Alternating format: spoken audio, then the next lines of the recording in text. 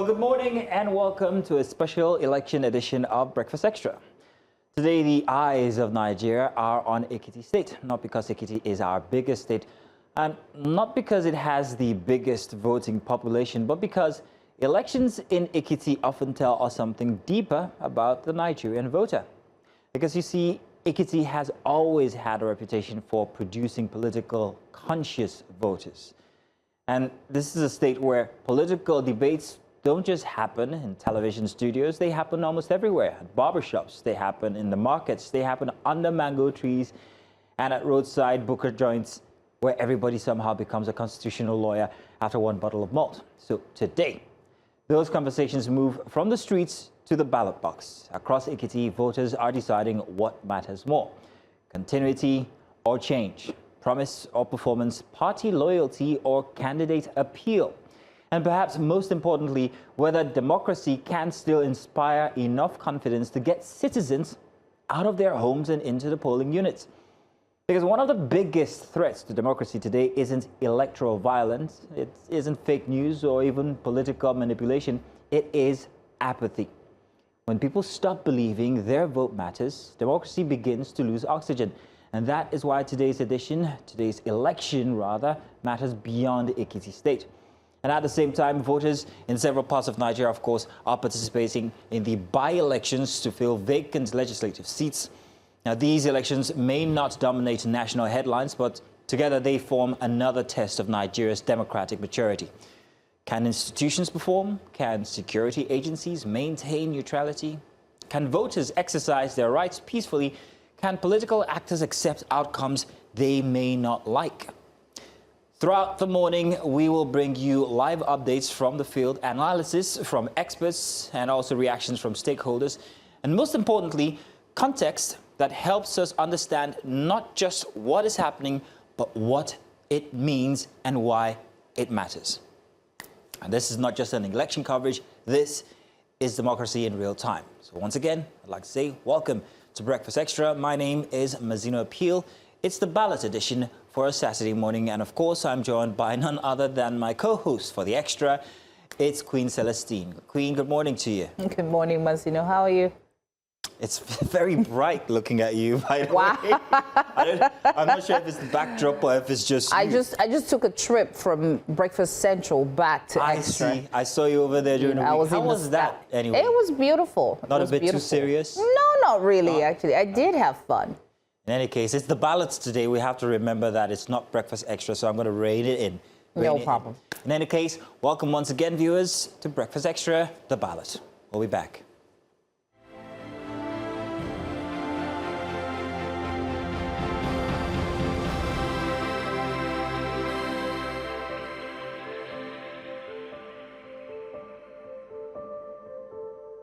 And good morning and welcome again to Breakfast Extra, the ballot edition. And today on the program, Nigeria wakes up to one of its busiest electoral Saturdays in recent years as voters head to the polls in Ekiti State to elect a new governor, while by-elections take place across Rivers, Ondo, Enugu, Nasarawa, Kano and Kebbi states.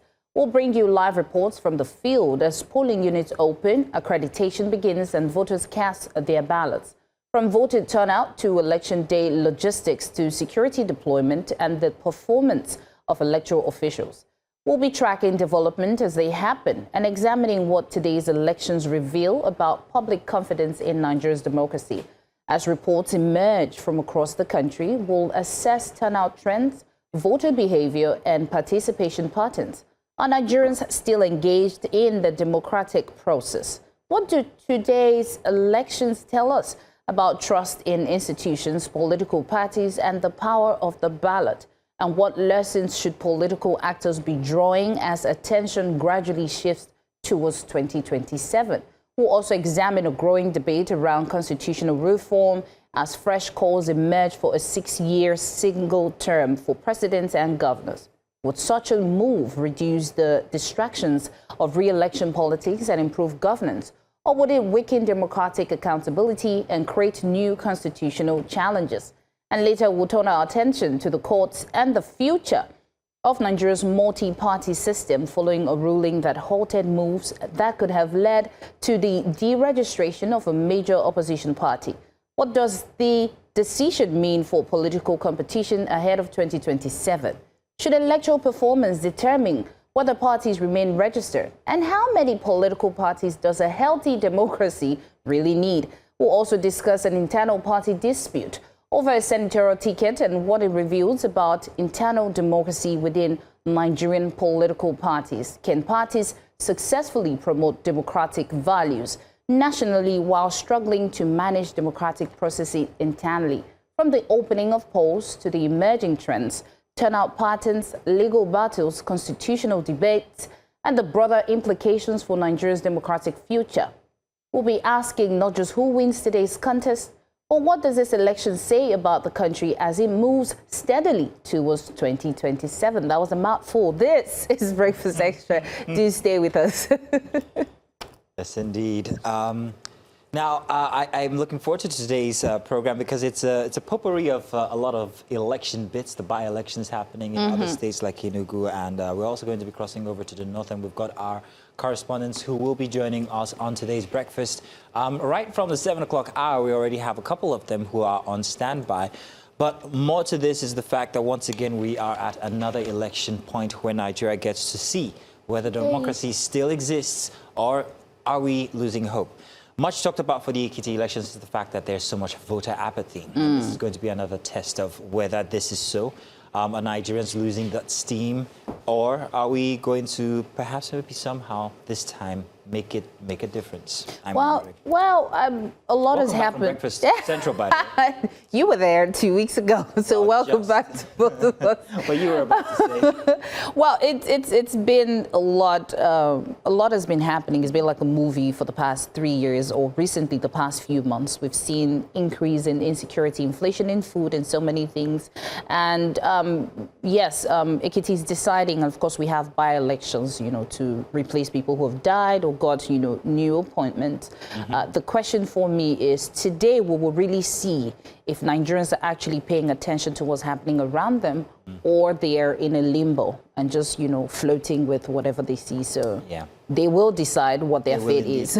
And along with that, we also have a very interesting conversation toward the end of the show. I think the penultimate hour. Join us as we discuss the 6-term suggestion for presidents and governors, whether it's something that you'd like or maybe not. Would it be wasteful to adopt a new system right now? Or perhaps maybe it's about time that we have presidents stay just 6 years and then they jump out. There's plenty of arguments for and against it. We'll be touching on that one before the end of the show. I think you and I had that conversation 2 weeks ago, or was it last week? Yes. It must have been last week. I can't remember what your position was, but mine was, it could work. I don't think the years of governance is the issue. It's the system that is the problem. You are correct. Yes, so fix the problem. If you really want to do something, I don't think it would take 6 years to build a bridge, for example. Well, do what you need to do, and then let the people come and say, "Oh, we like what you did. Stay another 4 years." That is true. Yeah. That's the opportunity it gives the voters or even the president to try and please the people. Exactly. A 1-year term simply just, I got it already. There's no point. Very soon, we'll be crossing over to our correspondent in Ekiti State, who will be bringing us details about what is happening inside of the state as the people prepare for the elections here today. Today, voters across all parts of Nigeria are going to be heading to the polls, not just in Ekiti State. Now, I'm being told that we're going to be joined by Mercy Babajide in Ekiti State to give us updates on what's happening this morning. Mercy, good morning. Thank you very much for joining us bright and early. We know you're in Ekiti State. Please, if you let us know exactly where in Ekiti State and what the situation is like there. Mercy. Good morning, and to you there in the studio. I am live at the governor's office right now. I'm sure you can see that right behind me, and we are waiting for the governor, and we'll be moving over from here to his ward, which is Ward 2 in Ikogosi. I'm trying to get the name correctly, and let me not pronounce. Ward 6, I beg your pardon. Okay, really, that's where the governor is going to be voting this morning. But then, talking about Ekiti State is unusually calm. And when I say unusually calm, for people that are conversant with Ekiti State during elections, they would know that usually by this time, there's supposed to be gunshots and police and everything everywhere, but then we have police everywhere, but they are not there because there's unrest or violence. They are there to protect lives and properties, and it is really, really calm, and we have police people everywhere guarding the streets and all of that. But then in about a few minutes, we will be joining the governor's convoy to, of course, take off to where he's going to be voting. That is all from my end from now. When we get there, we'll keep you guys updated. Now, Mercy, I also wanted to know, I know you're saying that security-wise everything seems okay, but have you been able to test the pulse of the people? Do you feel people are eager to go and vote today? Would they be coming out? Yes. As of yesterday, we were at Ekiti in Ekiti State.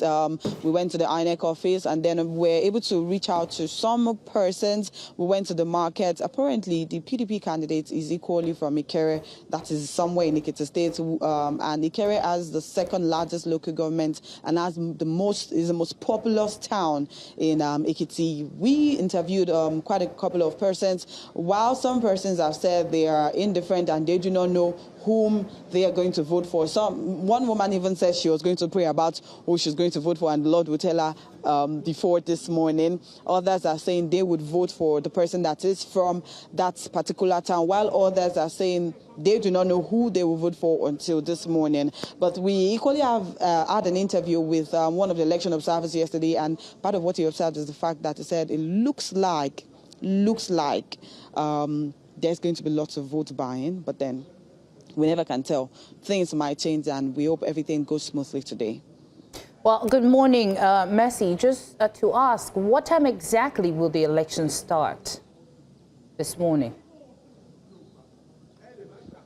Election would be kick-starting by 8:30 this morning. Across all wards. I'm sure you've seen pictures or videos from some of the people in the wards, and election materials have gotten to most of the wards. But then I cannot speak for Ikogosi because I'm not there right now. I'm still waiting to follow the governor so that we do not lose them. Okay, perfect, Mercy. We'll come back to you as to when you get to your final destination to get a feedback from you. Thank you for that update. And now let's go on a short break. When we return, we'll continue this conversation about elections. Do stay with us.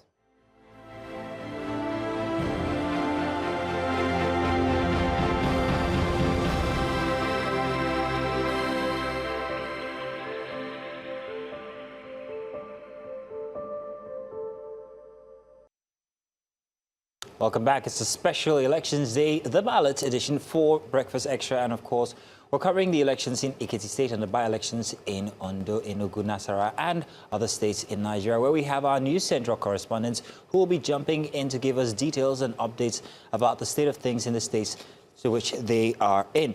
And currently, right now, I'm being told that we are going to be joined by our correspondent, Israel Ifirubo, almost called him something else. Israel Ifirubo is in Ado Ekiti, the Ekiti State capital, and at the INEC headquarters. Israel, good morning. Thank you very much for joining us bright and early. Please, what's the situation of things as we get ready for the elections in Ekiti this morning?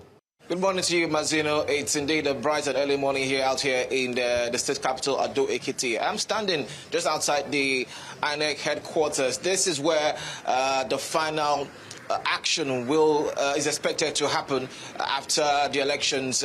Voting has commenced and then ended. So much later, we'll be heading back into this building here for all that will follow after voting process. So yes, just outside the INEC headquarters, we can see just right behind me there, lots of security present here. Even the K9 squad are also out with the dogs. As you can see, lots of patrols going on here, and lots of road blockage as well. Heading down this new road before getting to the INEC headquarters, just to let you know that the presence of security is high and just no one is expected. All right, so there are more security presence arriving here at the INEC headquarters, and this is indeed the situation here at the moment.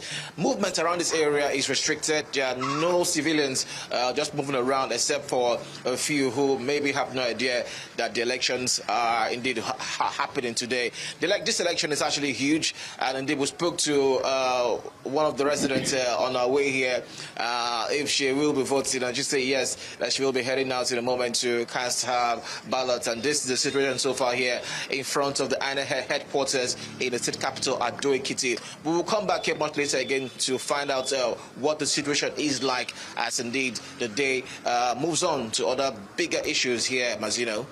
Well, thank you so much, Israel. It's not only Mazino that is here. I'm also here. But thank you for that update. We will come back to you, of course, to find out what's going on. Now, let's move to our other correspondent, Victor Mbadike, who's also in Ekiti. Victor, good morning. Can you give us an update of where you are right now?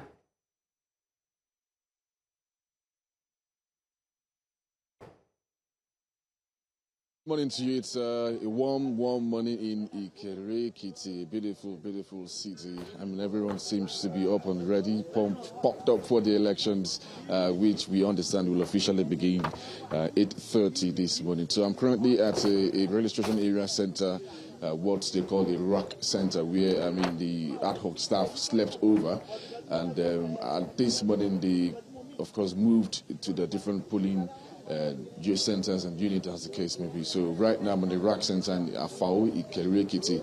So of course we still have a polling unit set up just right over there, and eligible voters will begin to march up to that unit as soon as voting officially begins.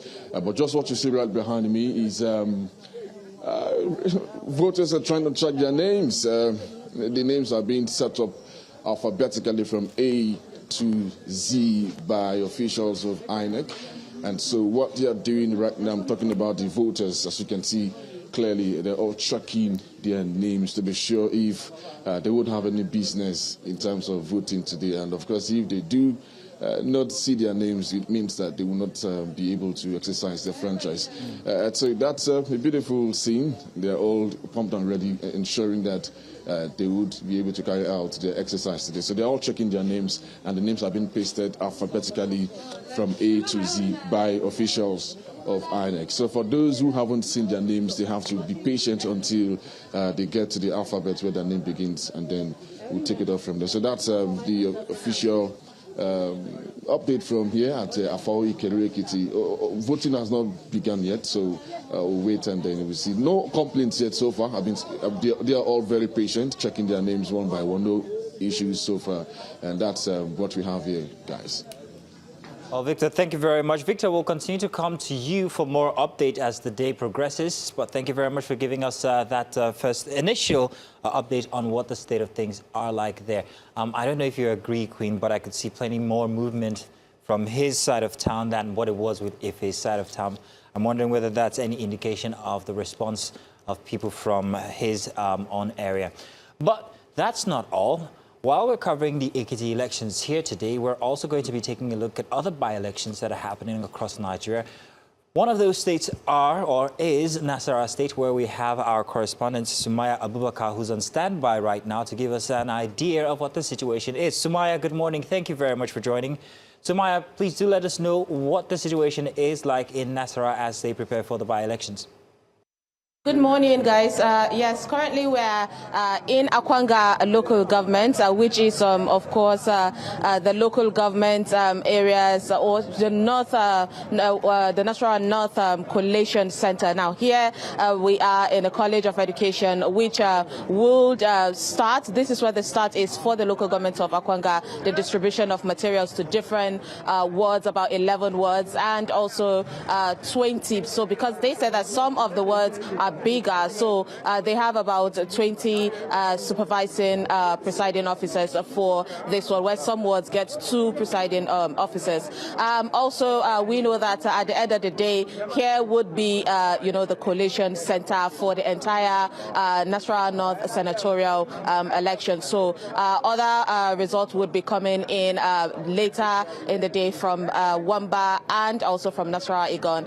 Currently, we have seen the distribution of materials, sensitive electoral materials here. I'll have to say that everything has been in check. We've seen security men parading, checking and supervising all of this. We also have seen party agents also sharing their pass card, the card that will make it more easy for them to be in attendance to witness all of this election ongoing. So will happen in about to start. So here also is going to be one of the polling units here. I mean, according to them, this is the biggest ward in Akwanga, which is the College of Education, considered Akwanga West.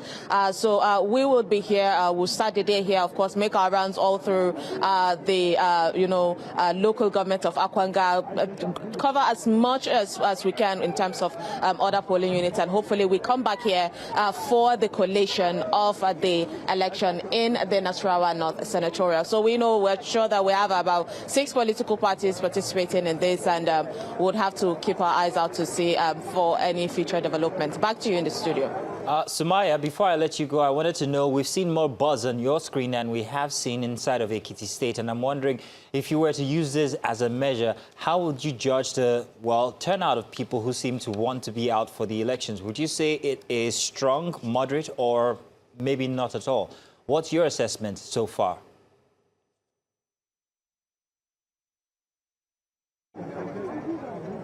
I mean, based on the rounds, News Central will definitely cover the nooks and crannies of it. So there are 3 local governments in the Nasarawa North, and we have made our presence known in all of these 3 local governments, starting from Wamba to Nasarawa Igon and here in Akwanga. And I have to tell you that there seems to be voters' awareness.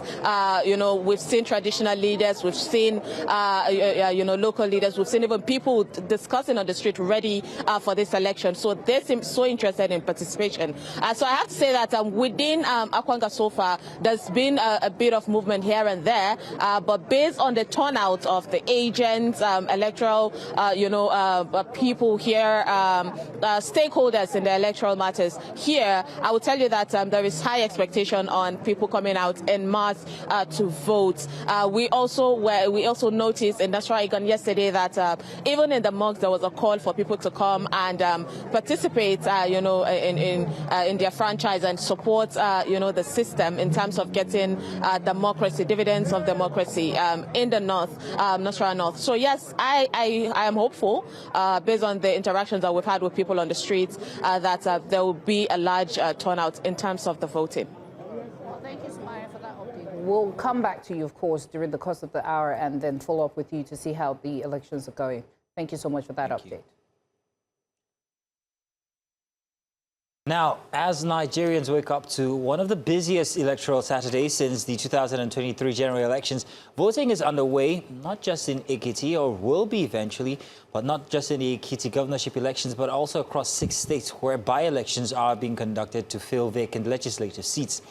Now, the elections span Rivers South East Senatorial District, Ondo South Senatorial District, Enugu North Senatorial District, Nasarawa North Senatorial District, Kano's Dawakin Kudu Nasarawa Federal Constituency, and Kebbi's Zuru State Constituency. Well, the vacancies themselves tell a story. Some emerged from the deaths of elected lawmakers, others resulted from appointments, resignations, and political transitions. But beyond replacing politicians, today's elections present an opportunity to measure something perhaps more important: voter confidence. Because 3 years after the fiercely contested 2023 general election and barely a year before parties begin serious positioning for 2027, the question remains: do Nigerians still believe elections can change anything? And joining us now to discuss this is Charles Oludare, who's a political analyst. Mr. Oludare, thank you so much for joining us again on Breakfast Extra, but this time the ballot edition. Now, Charles, the question now is, if the turnout of the people today does not match up to the amount of PVCs that was collected, should we say that that will be voters' apathy or voters' fatigue? What's your take on that? Thanks, Queen Amazi, for having me today. The issue of voter apathy is not something that is new to Nigeria. The voters have generally been, not been as interested because of, loss of hope in the system in general. And also, we also must admit that I also feel for you guys in the studio, because it seems like the members of the press have been eternally disenfranchised in Nigeria's democracy. And that's something that we also have to, give voice to, because you guys have to, your correspondents have to be out to cover the election, and there's no room for pre-voting or something. So that's also, and there's a lot of people who are members of the Fourth Estate. So, but the voter turnout, I would not automatically attribute it to, just voter apathy alone. Also, there's a lot of, we don't have accurate census. We don't know if there are, the BVAS system is supposed to have changed a lot of things, but we don't even know if there are still fraud in the system. And also, I don't expect the PVC collection to tally as much with the numbers of voter turnout. But we have to examine a lot of problems that occurs with our election. As if you do not live within walking distance to a polling unit in your state or your local or your region, you are most likely going to be disenfranchised. But because historically in Nigeria, there's been a lot of movement restrictions on election day, which I think is unwarranted. So there are multiple layers of complications that affect voter turnout during the election. So I would not just attribute it to voter apathy, even though voter apathy is definitely there. But there's also some people that want to vote, but based on lack of opportunity, maybe due to restrictions, maybe due to, loss of their, voters card, else, some people might have passed away. So those are like some of the apathy that might, some of the things that might be adding to the apathy that will result in the gulf between the the total registered voters or the PVC collected and the total amount of number of people that will vote. And also, some people jackpot on a regular basis, so those people will also not be available to vote. And it also, voter turnout, and this is my own personal theory, because the last election, the turnout was pretty low compared to previous ones. A lot of it is because of the BVAS, which has reduced fraud, but also the fact that the inducement was affected in 2023 based on the Naira redesign. That was also a factor. So there are multiple factors that will definitely result in the the gulf between the voter apathy, the voters registered and the population of people in the state. And also, I wouldn't, put much credence into that turnout number. And another thing that people don't really talk about is the fact that about 70% of Nigerians are like under the age of, 18, I believe. So when we look at our population, the voting population might actually be much smaller based on the larger proportion of the underage who are not eligible to vote. So we can also not compare our total population with the population of voters. So those are like so many things that, account for all this situation. But as we strive for a better democracy, as we try to get better data in terms of like census, knowing where people live biometrically, it is possible right now. And we also, as we start to educate people more so that people can understand the power of their franchise, the power of their votes, I believe we will be getting closer to better turnout, because democracy is not it's a people's sport, it's a team sport.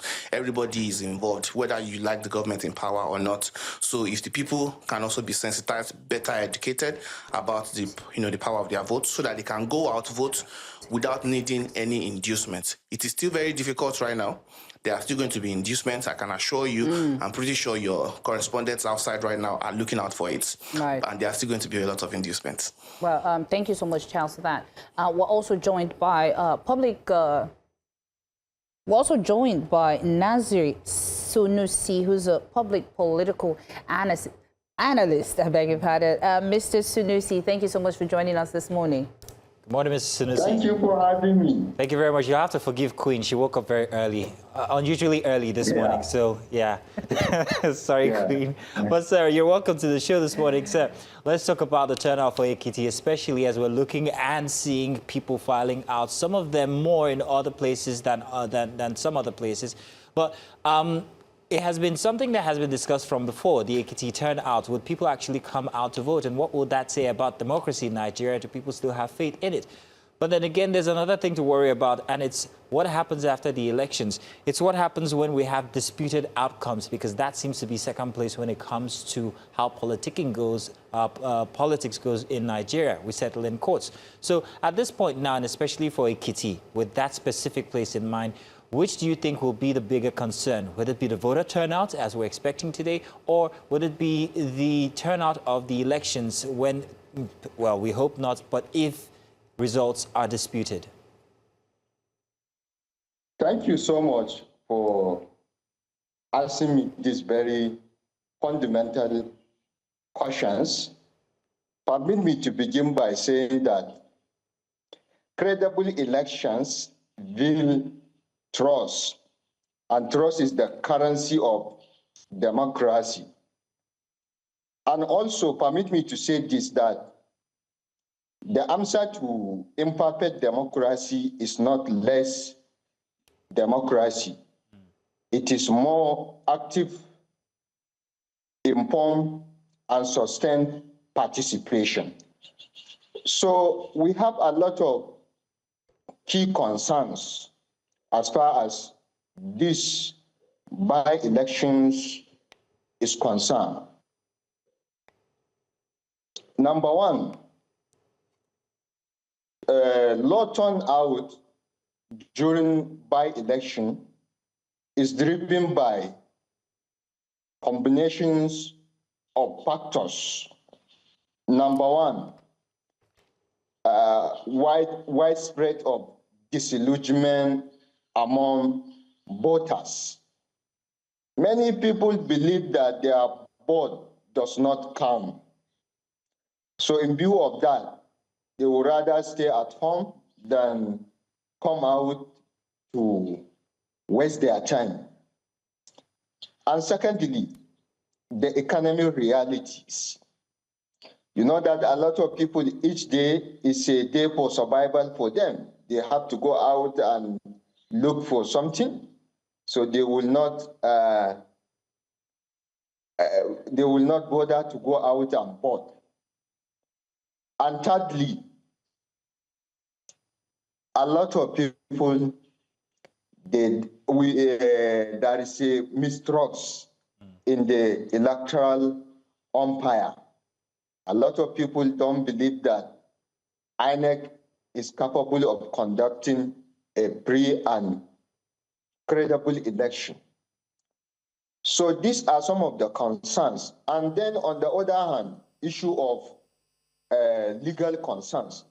As you know that after every election in Nigeria, there is issue of going to court by the losers who lose the election. They will go to court and challenge the election. So I believe the primary concern is INEC should see this by-election as a litmus test.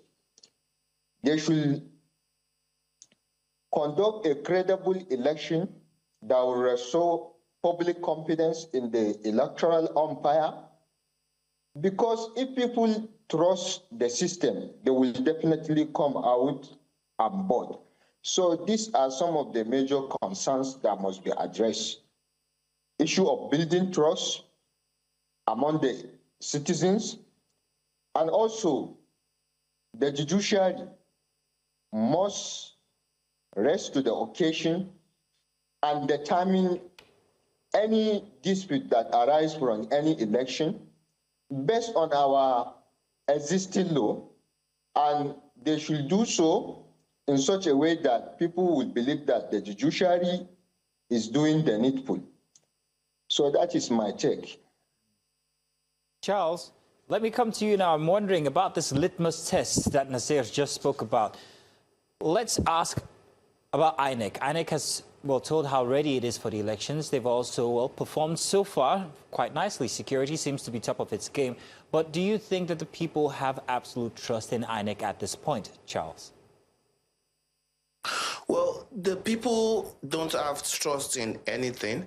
So INEC will be the least that I would expect people to trust, and not to talk of the environment where we have, one side of the divide talking down on INEC all the time. I mean, one of the most credible democracy in the world is the democracy in the United States. Nothing is perfect, but it's one of the most, reputable. And we can see that when the current president started bashing the American democracy and the American election systems, even elections that were conducted by people of the president's party started getting, disputed. So that is not something that, it's going to be new to me. The only thing that is, I think, a little bit jarring is just the fact that the idea that it's like if you want to play a soccer match and you are already complaining about the referee, maybe you wouldn't just play anyways because you have already put yourself at a disadvantage. The opposition in every singles, not just maybe APC versus right, the opposition in every situation complaining about INEC is to the detriment of that opposition, because what they are only doing is sowing seed of distrust and apathy, like you said, in their voters who might choose the couch as opposed to go and stand in line. Because if you have already believed that the INEC is going to be, be the umpire is going to be biased, then why waste, 3 hours standing in line trying to vote?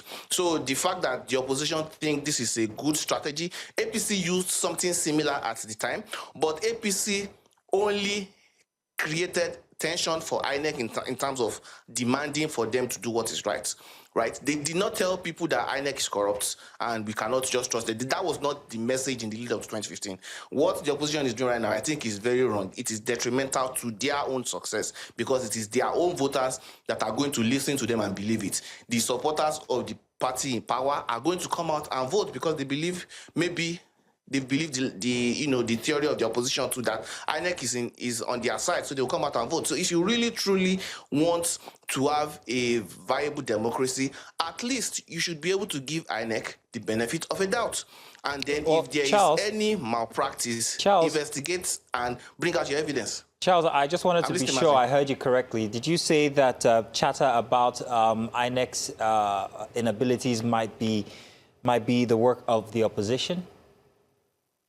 I mean, the opposition have been, clamoring about it since 2023. Peter Obi still said it this week that he won 2023 election, and assuming he believed INEC was the one that rigged him out. So a lot of the opposition have been the one elevating the idea that INEC is not trustworthy.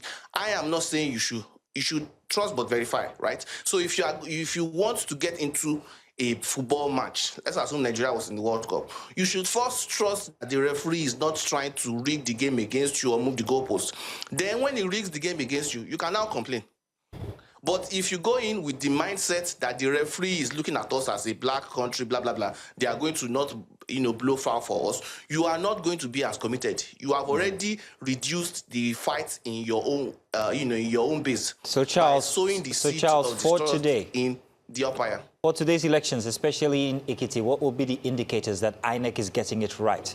What would also be the indicators if the opposition, according to you, are correct?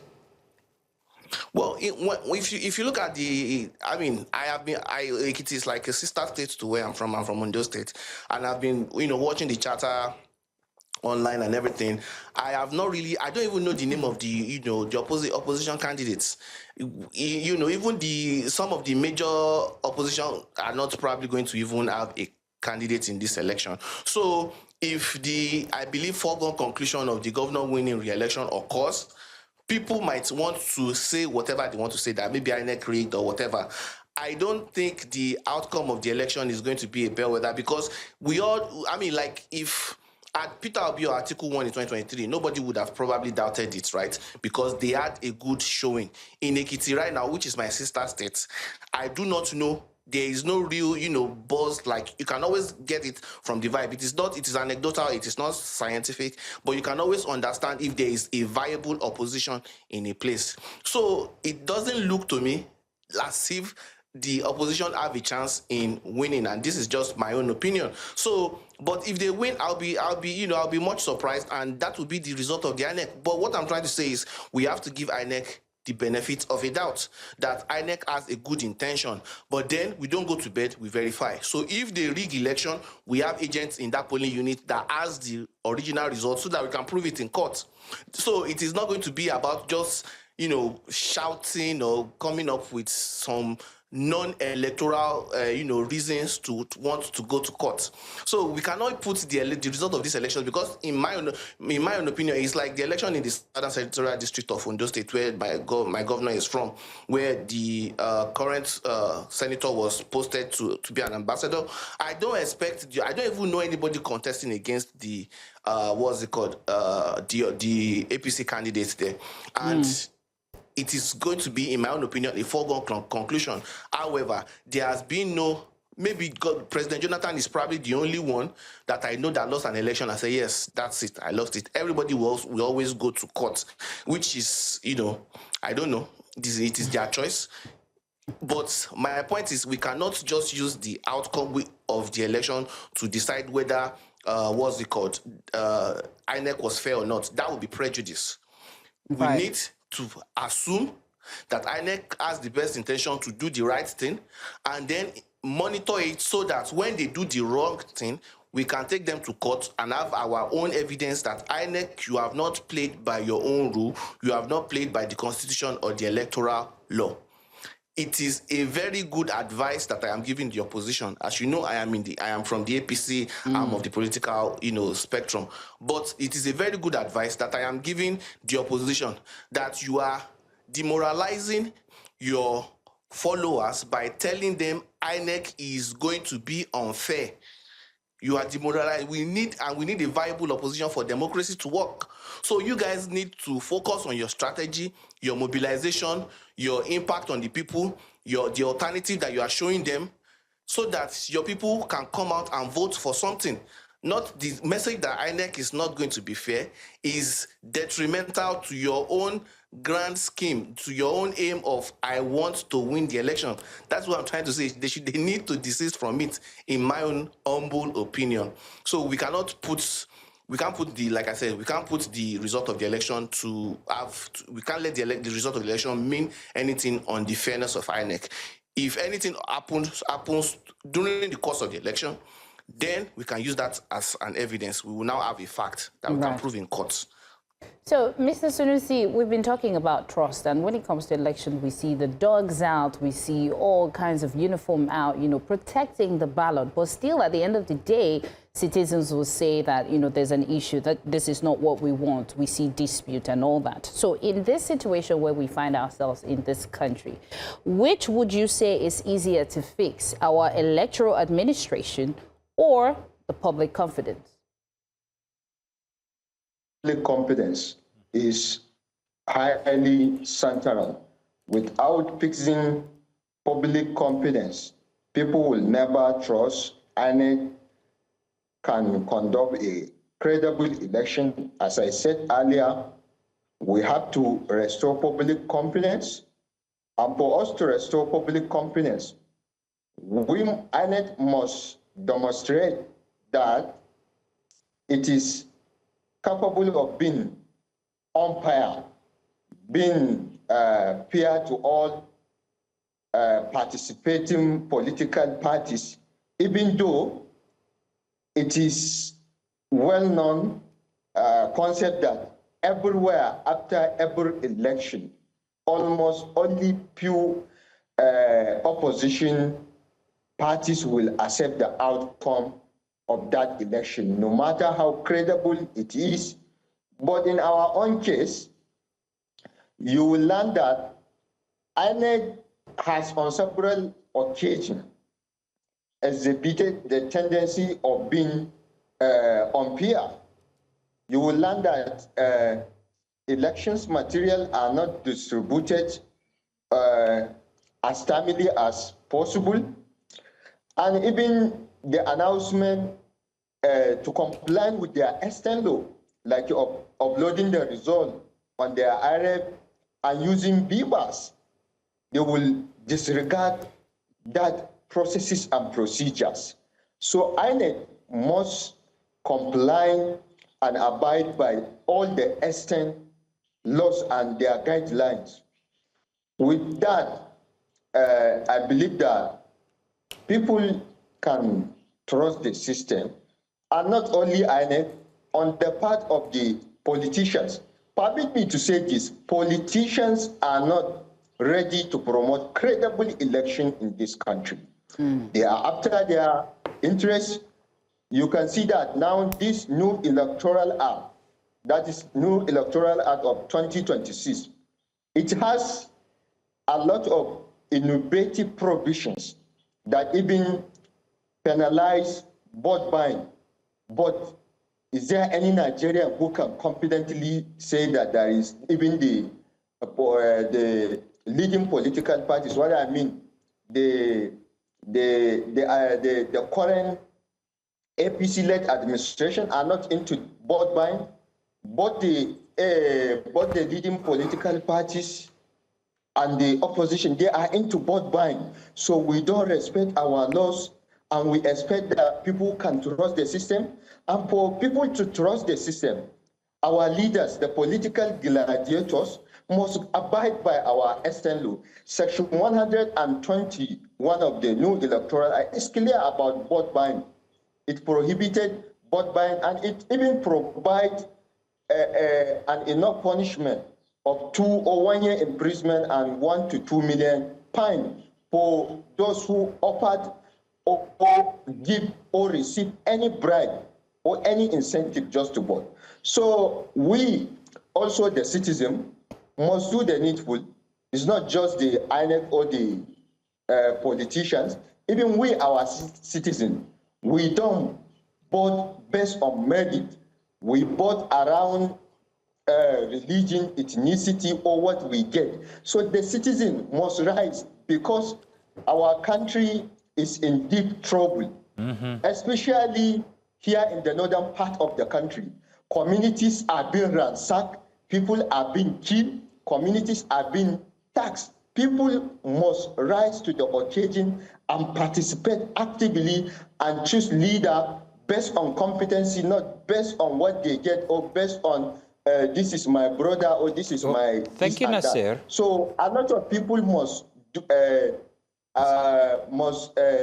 we must consider a number of factors. Thank you, Nasir. That is my take. Thank you very much, Nazir. Charles, I'm going to ask you my final question here, and I bet you're going to enjoy this question. I want to talk about opposition. For 16 years, we saw the PDP hold sway in Nigeria from 1999 up until 2015. And even after that, there was still a very, very major political opposition to the APC and any other party. But in recent times, we've seen a situation where they're less dominant, where they're less present in some states. And I'm wondering, without the PDP, what other contenders the APC might have, especially in the case of Ekiti State here, where we've seen that, well, PDP hasn't been a very strong force inside of the state for a couple of years, or, well, to be modest, months now. What's your take on opposition in the Ekiti by-elections currently? What contenders do the APC have? I mean, it is next to none, just I knew you were going to say that. Just, no, I mean, I'm trying not to sound so dismissive and disrespectful of the opposition, right? It is almost next to none, and it is quite sad, really. I mean, I saw some things about the ADC candidate. Even during a week to the election, there was a judgment which I felt was just, bonkers, dismissing, disqualifying ADC, and then, it is quite sad. And I know a lot of people keep pointing at the APC for the capitulation of the opposition. One thing about being an opposition is that there has to be an intellectual, motivation behind an opposition. You cannot just be opposition for opposition's sake. Your sole position cannot be opposition. You have to have something that you are actually fighting for. You want to say somebody is in the Ekiti State is opposing Governor, what's it called? Oyebanji. Yeah. What is it that he is doing? What are the policies that you are opposing? When you look at, I saw one of the acolytes on TV the other day, I think came on after me. All he was just talking about is you should trust the man. He did this, he was in this position, he was in this position. You should trust him, it's about him, he is transparent. What has transparency got to do with a policy? Does Governor Yebanji have a policy of obfuscation or being translucent? That is why you are making your opposition transparent. I don't understand it, and it is so sad that the opposition has lacked that intellectual drive that is meant to sustain a democracy. And that is why I keep saying it, that the opposition has done more to damage democracy out of power than APC can do to damage democracy in power, because they have completely capitulated. All their whole game is to get the power at the top. If you want to truly be an opposition, is there no National Assembly in Ekiti State? How many of those National Assembly seats are you fighting for? Because you will need those guys to work with you to be able to pass legislation that will bring your own ideology into mind. When Awolowo was leading opposition back then, there were people in the Southwest, even though he wasn't winning the election, there were people in the Southwest and even South Central and even a little bit in the North that were winning under his party because he was building from the ground up. But a lot of all these people right now that are trying to oppose Governor Yebanji, who have they built up in Ekiti State politically? Which of their acolytes are in the National Assembly? So those are the problems that are, afflicting our opposition and by association afflicting our democracy. And the problem of this is that this might even make APC be a lot more, rabid and irresponsive and even brutish, to the point whereby they no longer serve the people because there is no alternative. We have a situation whereby the APC primary right now, at least in my state and in Ekiti State, is looking like the final election. To the point whereby they are disqualifying candidates with no recourse, with no reason in APC. So this is negatively, the opposition failing to exist is negatively affecting our democracy and also negatively even affecting the leading party. Well, Charles, thank you for that. Mr. Nazir Sunusi, who's a public policy analyst, we want to say thank you so much for joining us and having this conversation. And Charles Oludare, we want to say thank you, but don't go anywhere. We're moving to Ondo State for the by-election, and we would like a comment from you on that. So please don't go anywhere. Thank you, Mr. Sunusi, for joining. Thank you very much, Mrs. And now let's move over to Ondo State for the by-election. We have our correspondent Igbala Ni Omoni to give us an update. Ni, please go ahead and give us an update of what's happening where you are.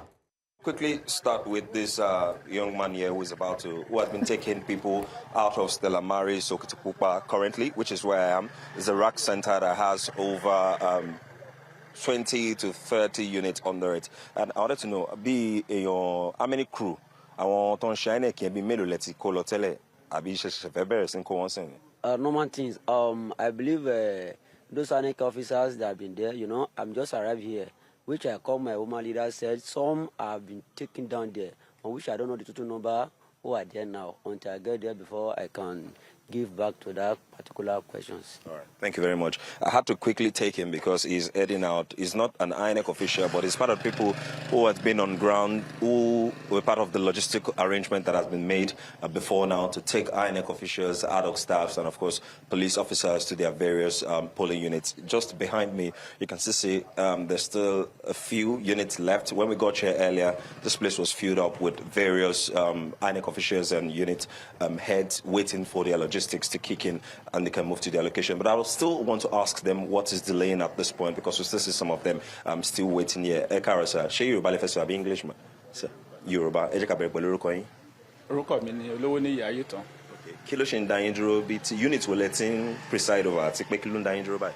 Mo wà ní unit 28 and dúró de mọ́tò tó fẹ́ gbé wa lọ unit 1. So àwọn mọ́tò tó fẹ́ gbé wa la ṣe ń dúró de bẹ́ẹ̀. Gbogbo nǹkan tó kùn ti pé. Everything ti pé àti collect gbogbo àwọn materials wa. All right.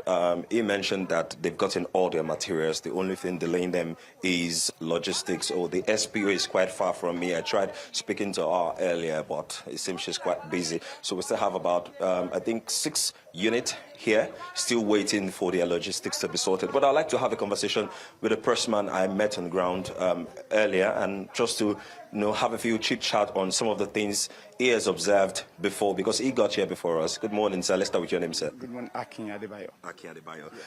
You got here certainly before us. What time did you get here, and what was the situation of things when you got here? I got at 7:30 to be precise.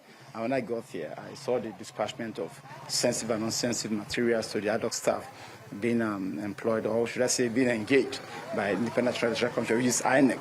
So I think so far, and of course when I got here as well, then the police officers weren't around. I think they missed their place. They couldn't actually locate the place in time because of, I think it's the first time of coming here. That was what some of them told me anyway. So, but now I think they're going to equally join the adult staff on the field. So I think everybody has been dispatched, and I think, well, so far I think there's no problem, except for the few ones that are still remaining now. Probably they're still waiting for their vehicles to take them there. But of course, there are some challenges as well. Some have been taken via the, Okada motorbike, and we shouldn't be ordinarily. We are talking about sensitive and non-sensitive. It's sensitive in particular. It's part of the conversation I wanted to have with you as a pressman. These are some of the things we observe. Exactly. Also, I begin to imagine that how could people be going on bike with sensitive material? Anything can just happen. But that is, by the way, that is Nigeria for you, as they could talk now, she understand now. So that is just the thing. But so far, I think there is no problem. One other conversation I would really like to have is, I don't know if you've had the opportunity to move around. I didn't see a voter register pasted across any polling unit while on my way here. I don't know if you observed any. Yeah. Even from yesterday, I didn't see any. Yeah, you are very much correct anyway. I think I call observe the same thing, and I see no reason why that shouldn't have been done before now, because ideally, posters and registry, what was it called? It should have been, it should have been pasted by now, so that voters can go there, assess it, and forecasting their vote. So, but I wouldn't know the reason why that has not been done. But anyway, that is how we see it at the moment. So that is just it. All right.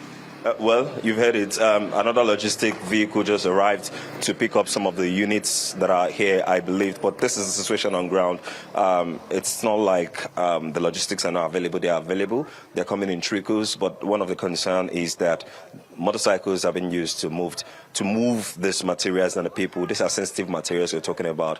Well, safety and, of course, concern will be as regards should these things be conveyed this way. But what is important is they get there on time. It's almost 8 o'clock, and I believe the process should have started already. So they're doing their bit to make sure that they move all these things out and get started.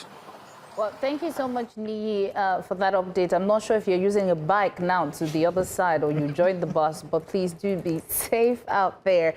Now, let's move to Ekiti, where we have our correspondent, Israel Efolobo, to give us an update. Israel, please go ahead. We're unable to hear you, Israel. Apologies, Israel. We're going to try and fix that, or maybe it's from your side. Let's see if we can rectify that. But we still have Charles Oludare, political analyst, who was with us in our previous conversation. We're bringing him here into this conversation as we look at the situation with Ondo State right now. Charles, if you could confirm that you're still with us. Thank you very much, Charles. I'm here, Mazi. Fantastic. Charles, once again, it's Maz, not Mazzy, but it's okay. Oh, sorry, Maz. It's all right. All right, I'm going to jump back to you in a second.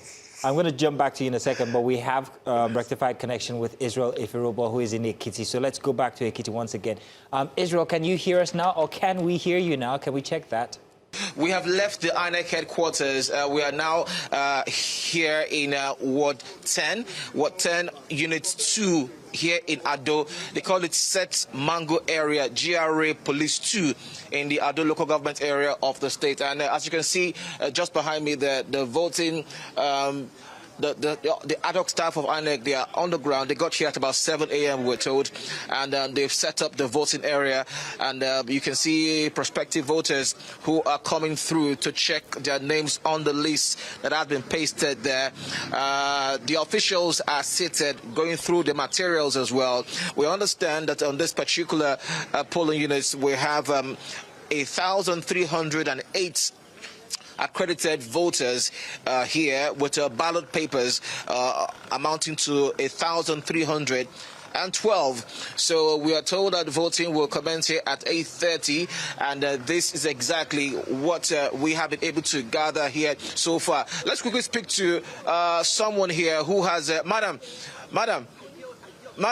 It's time, yeah. So let's quickly speak to a prospective voter here who has been here to check her name on the list over there. Let's hear her thoughts on the process so far.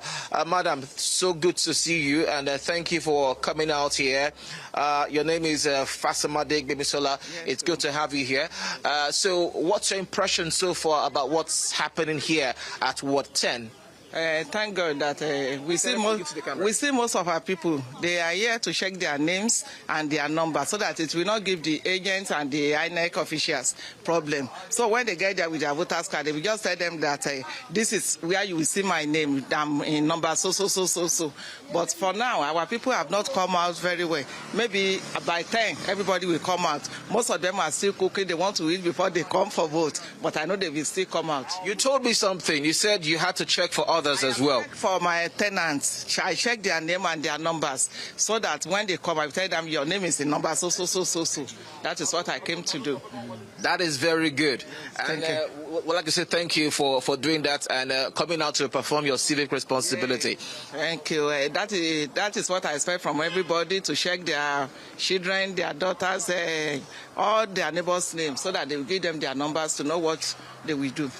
Madam, thank you for your service. Thank you. So she's just one of those who have actually done this. Let's also pan to Mr. Tunde here. Mr. Tunde, so you're here as well. What's your impression? Just come over. So what's your impression so far about what's happening here at Ward 10? Yeah, the process is very the process is very perfect. The ad hoc staff, they came on time. The people have been coming out to check their names. The process is, the arrangement is very perfect. The election will be starting by 8:30. So have you seen your name? Yeah, I've seen my name. So they arrange it alphabetically. So they find it very easy to check their name. Very, very easy. So do you have any complaints so far about the process here? So far, no complaint. It's perfect. The only thing I noticed is that the turnout is very low compared to the 4 years. It's very low, still low, but I don't know what will happen in the next hour. Exactly. The madam who spoke to earlier on said that maybe they're at home cooking and eating, and maybe they will come out later on. They came out early in the last election 4 years ago. They came out very early. Probably I don't know what really. Probably they will still come out. They will still come out in large numbers. I was hoping to see that. And they've reduced the number of voters at this polling unit. Before, they've divided it to like 4 centers now, 4 units. We have a large unit here, large crowd here, but now they've reduced it, which is very perfect. It makes their job faster. Fantastic, Mr. Ade, Mr. Tunde, thank you so much for talking to us. Thank you. Well, Mazino, there you go. Indeed, it seems like the voters here are enthusiastic. They are enthusiastic. The woman coming ahead now to go ahead and check the names of her neighbors, her daughters. So when they come here, they will have to go through all the rigors of going through all the lists. I think that's very commendable on the part of a citizen, doing that for others as well. She expects people to also go ahead and do that. And for the turnout that you see here, Tunde just told us now that this polling unit used to be much larger than this, but it's been divided into 4 other polling units. I guess maybe that's one of the reasons why we have a few number of people here. But we'll also try and monitor and see the turnout of the voters here. Also, wanted to note, we also encountered some local observers and foreign observers who are also on the ground to see what's the process here is like. So indeed, all boats and all boats on the ground, hands on deck. The election is kick-starting. Voting will commence at 8:30. We'll try and see as much as we can cover, Zino. Thank you very much, Ifiroba. We'll continue to come to you as the day progresses for more updates on the situation in Ekiti State. Along with our other correspondents across Nigeria with all the other by-elections that are happening, we're also going to be visiting the north to speak with Enoch. And of course, we'll be going to Enugu as well, where we have correspondents there as well. For now, however, let's take a very short break. Let's catch our breaths. We'll be back with more. And of course, we still have our guest, Charles Uludari, who will be joining another guest and would be speaking about the Ondo instance when we get back from this break.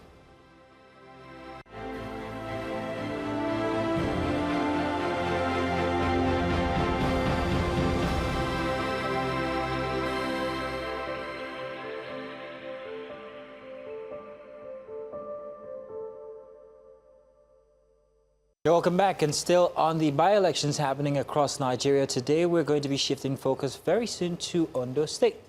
A very unique state with, well, a very unique mix of candidates, and of course, once again, with the predominant opposition party, the PDP, absolutely missing. Well, we still have our guest from our previous conversation, Charles Oludare. He is joining us, and alongside Mr. Simon Nna, we'll be having this conversation together. Gentlemen, you are welcome. Thank you very much for joining us here for this other side of the conversation on the ballot here today for a Breakfast Extra edition. Now, let me start by asking Charles, because you've been here the longest. Charles, this is your state, like you said from before. Now, it's a very interesting state and economically relevant state. Noting some of the areas in the state like Ilaje, and if I'm not mistaken, is it called Esoado or is it Eseado? Eseado. Yeah. It makes Eseodo. It makes it a very unique kind of state. And of course, you know what comes with economy. Now, what makes it very interesting that the APC continue to hold down the governance in Ondo State? I asked that specifically because, of course, I know where your remark might go, but I have another question following that. Well, I will not just want to fall into your trap and say it's only because of the effective administration of the APC. Yes, the effective administration of the APC, the governor is, trying his best to work for the people.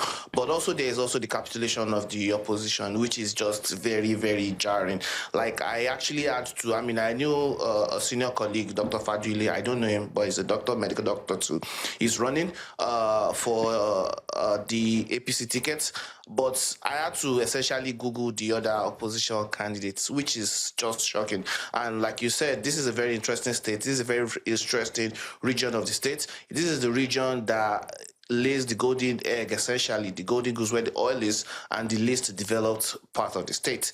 I had to do a wedding somewhere south of Ekiti, and I was told some places have not had electricity for like years, so it is a place that has been essentially neglected. The governor is, working on that with the Ondo State Electricity Management Board, and, it will take time to be able to fix all these things. But this is a region that has been historically, marginalized or underinvested in and underdeveloped. But the reason why the APC has not just been holding sway, but has been holding an unchallenged sway in the state is because of the failure of the opposition to just show up.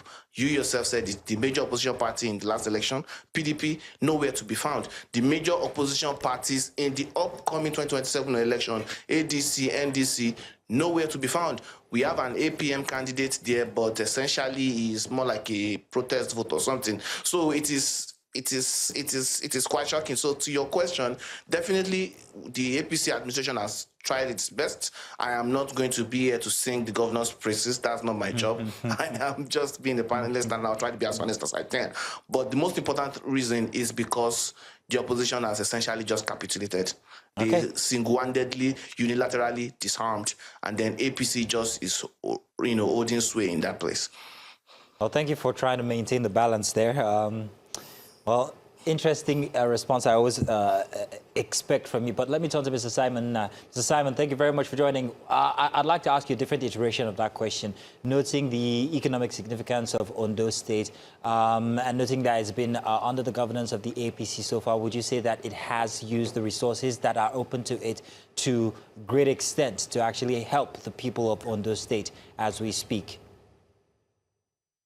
Yeah, let me start with, I'm a professor, not Mr. Nna. My name is my Professor apologies Nna. to Professor Nna. Thank you.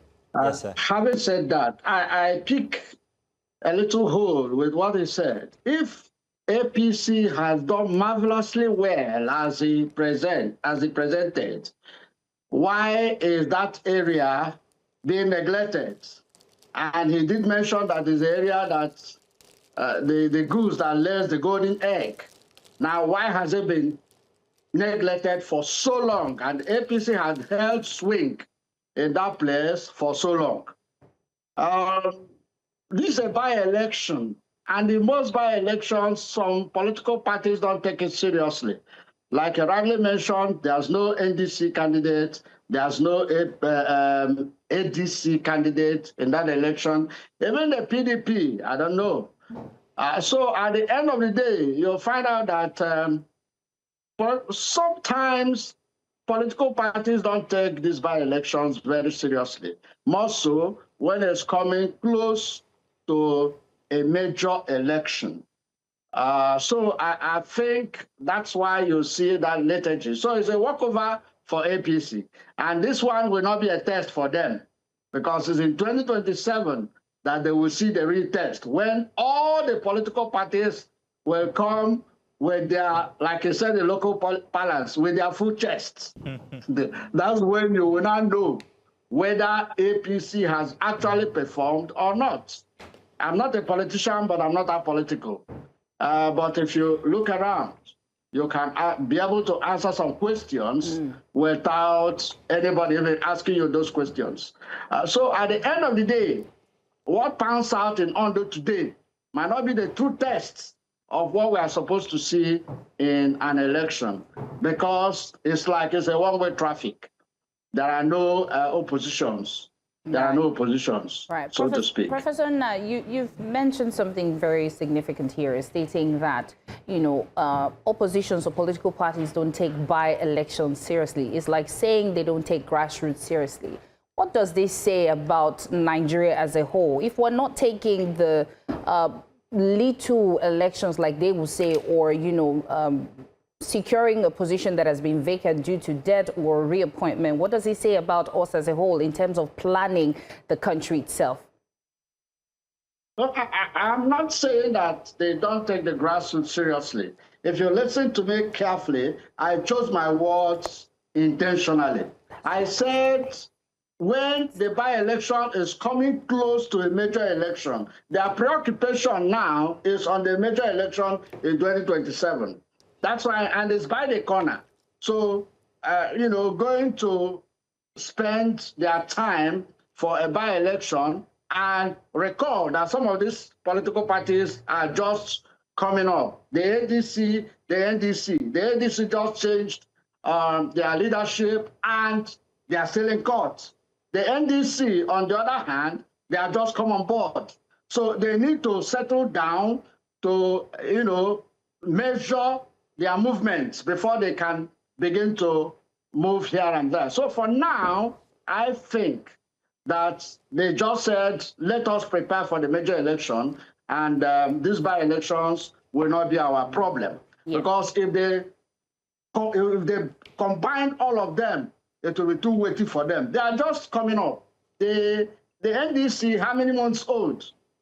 So that's the issue. That's what I feel. That's why they said the major election is by the corner. Let's focus all our effort on the major election and leave these by-elections for now. Yes, Professor Na, I heard you correctly. I wasn't trying to mix your word. I was just giving an instance, because you said by-election. Yeah. To some people, it looks like it's not serious, but it's serious. So I was just giving an instance, not changing your word. I apologize. I did hear what you said correctly. Now, Charles, let's come to you. In terms of turnout now, should we still say that we would use this turnout to determine if Nigerians are paying attention to what's happening around them? Still use the turnout because there's no opposition, and just I just want that Professor Na said is that if we say as opposition members, if us now that just won the Premier League said we are not going to take the games against relegation teams seriously, they would have lost the Premier League because West Ham that they struggle to beat is relegated. But so the point is that a political opposition needs to take every single election seriously, because that region is going to be a part of where you are going to govern. If there is no viable opposition, like Prof said, that it is already considered a walkover for the APC, why will even APC members they'll choose the couch, because they know there's nothing they are going to fight for. APC is going to win regardless, because the opposition unilaterally capitulated. And that is why even when Prof said that ADC and APC are going to come out with their full chest, they are not going to come out together. And we know that we are no longer running a parliamentary system that ended, I believe, in 1963 or thereabout. We now run a presidential system. So 1966. So we now run a presidential system. So the opposition will not be able to, negotiate after the election. It is like the Yoruba say, it is what the bird eats that it will fly with. So if they cannot come up with a unified, strong force that will give APC a fight, we already know all this candidate right now is only going to last till May 29 next year, because the main candidate of APC, Kekebeke, has already been determined. Who is going to be the candidate for ADC? Who is going to be the candidate for NDC or PDP or APM or the Boot Party? They are almost non-existent. And as an APC member, I am begging the opposition to please get their act together so we can have a viable democracy. You cannot be asking APC to help you, set up your own party or your own organization, but you need to stand up and fight too. I don't like seeing an election where there is almost no opposition, where even the candidate itself can decide not to come out and vote. He is going to win because the opposition are almost non-existent. There is no structure. So if ADC or NDC hope to win any votes, even if they don't think they are going to win on those states, even if President Tinubu is the most detested president in the history of Ondo State, at least you need to come out and fight for the votes in that Ondo State. Charles, do you think that this lack of opposition gives the APC somewhat of a lax sense of effort when it comes to how it runs Ondo State? Do you think? Yes, it is human nature. Okay, it is human nature. There is nothing at stake. I've got more. Your job is not at stake. I've got more, and you're a very unique kind of guy. First of all, I'd like to say, very balanced. I'd say this, but then again, let's come back and talk about the state's potential. Professor Nna obviously isn't very pleased with how the APC so far has run the resources, or rather the economic potentials of the state. So I'm wondering, you as an APC member, what gaps do you think needs to be filled in when it comes to the state's economic potential and what the citizens are actually living through, or what the real realities are? How better do you think it can be done? Thanks, Mas, for giving me the opportunity to actually respond to this, because it skipped my mind. We have to go back historically and say that APC just took over Ondo State 2016. So 10 years now, it is a lot of time, definitely. Prior to that, it was Agagu, 5 years, maybe 8 years, which were in the like in the PDP or the Southwest Tinubu, whatever political coalition that you want to call it. So, but I am not going to be it. I'm not here to try, like I said, I supported Governor Aida too. I'm not here to, sing about his administration. They are probably doing what they have to do. We understand that definitely this part of the state and definitely different part of the state need a lot of investment. But where would the money come from when we were hitherto using 40% of our income to subsidize dollar and then using maybe almost 90% to pay for subsidy? The money that Nigeria is no longer using to pay those things right now are being reinvested in education, in roads, in infrastructure, in ports and things like that. I used to say this thing, I said this thing with somebody today, that the first rule of logic says if A equal to B and B equal to C, then A equal to C.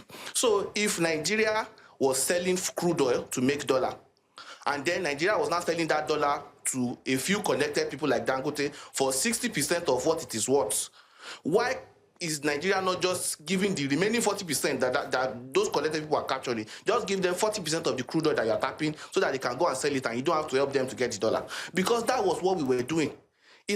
So that is why a lot of the monies were not enough. I'm not saying there is no corruption. I am not saying that people are not embezzling or people are not even that people are being as thoughtful as they should be.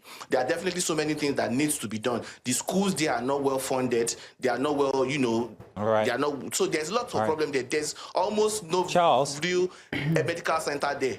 Charles, I am agreeing with that, but we need that, and the money right now that is accruing to the government will take time to start materializing. Thank you so much, Charles, thanks for that response. Joining. And I'm sure that if we continue, you and Mazino will not leave us alone. But put us in a ring. For always joining and having this conversation. Professor Nna, please don't go anywhere. We still have conversations with you. Now let's go on a short break. When we return, we continue this conversation. Please don't go anywhere.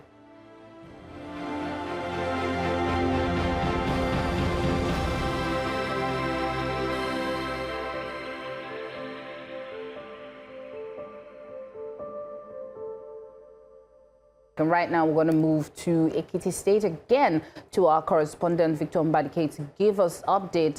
These are live images, and accreditation have started in Ekiti State. So let's see if we can talk to our correspondent to give us an update. Victor Mbadike, please go ahead and give us an update of what's happening right there.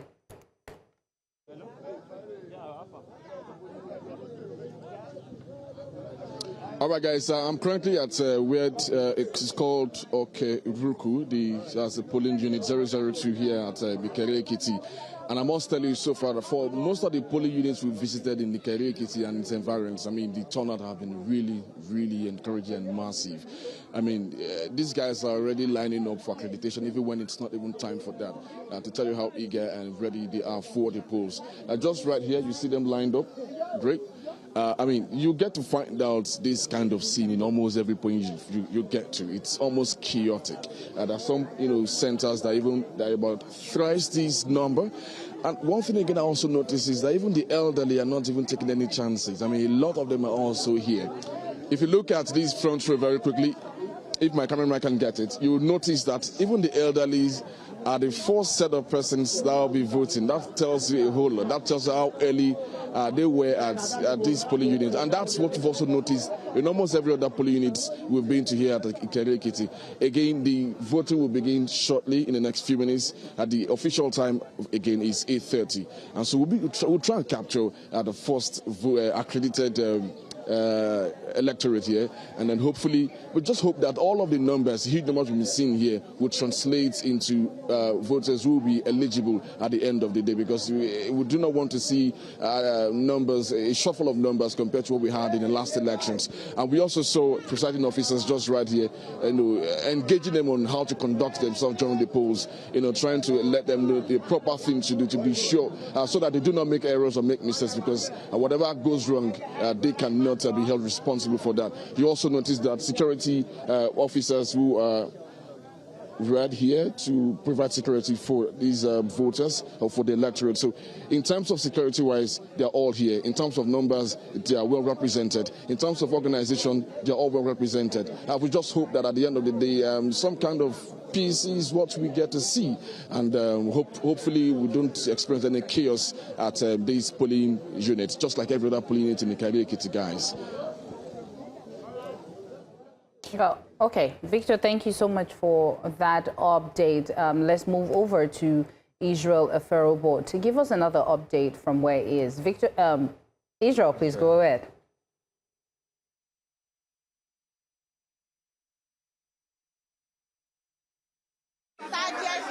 Okay, so right now, let's just try and listen. Let's listen to what the ad hoc staff here of INEC are trying to do. They are set to give instructions to the voters who are here today. This is Ward 13, Unit 10, Ado local government area. They call it Ado Farm Settlement. We understand that materials are ready. They got here at about 7:45 a.m. and they have a total number of 841 registered voters. Let's listen to the instructions that is being given right now. Like our Abara, like disabled people, they should be on the same line. Our Toku Dieka Tofu, they should be on the same line. Are we good about that? Shati wa okay, Sama. Okay. So, So the instructions are being given in Yoruba language, so they all can understand, can see what's happening here and understand the process. One, and here is my boss, PO, APM, PO. Stand up, let them see you. PO for the election for today, and this one is APO2 for the election. These are your ballot paper. This is it. It's untouchable. We've not touched it at all, so it's intact. And here is your ballot paper, ballot booth. Very clean and empty. And this is what we are here to do for voting. And we are voting for governorship election. So are we going to commence voting now, or what's happening right now? We are commencing the voting, accreditation and voting at the same time. All right. Yes. Okay, so there you go. So this is the situation here at this particular ward. They call it the Ado Farm settlement. Accreditation and voting is about to commence, and they're starting just a little behind schedule due to one or two issues here. But indeed, we can see the mammoth crowd here that are gathered here at Ward 13, Unit 10, Ado local government area. The materials are ready, and accreditation is about to start, and then voting will commence immediately.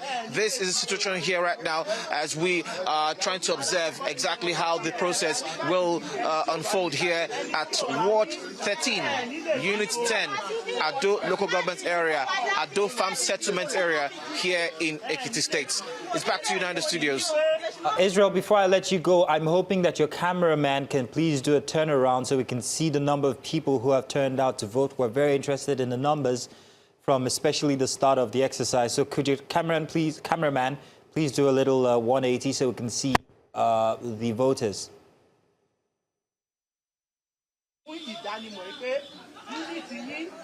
Yeah, so let's try and do that right now. Let's see the voters. Let's just quickly see the voters.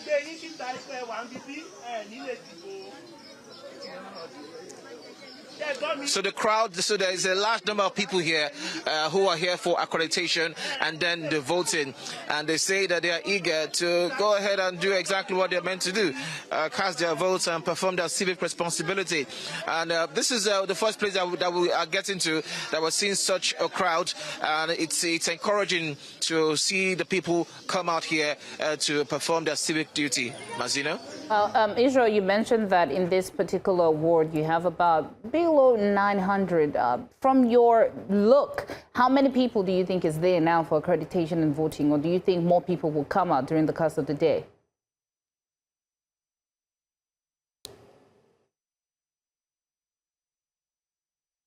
We cannot say the number of people that we're live on television, sir. Thank you.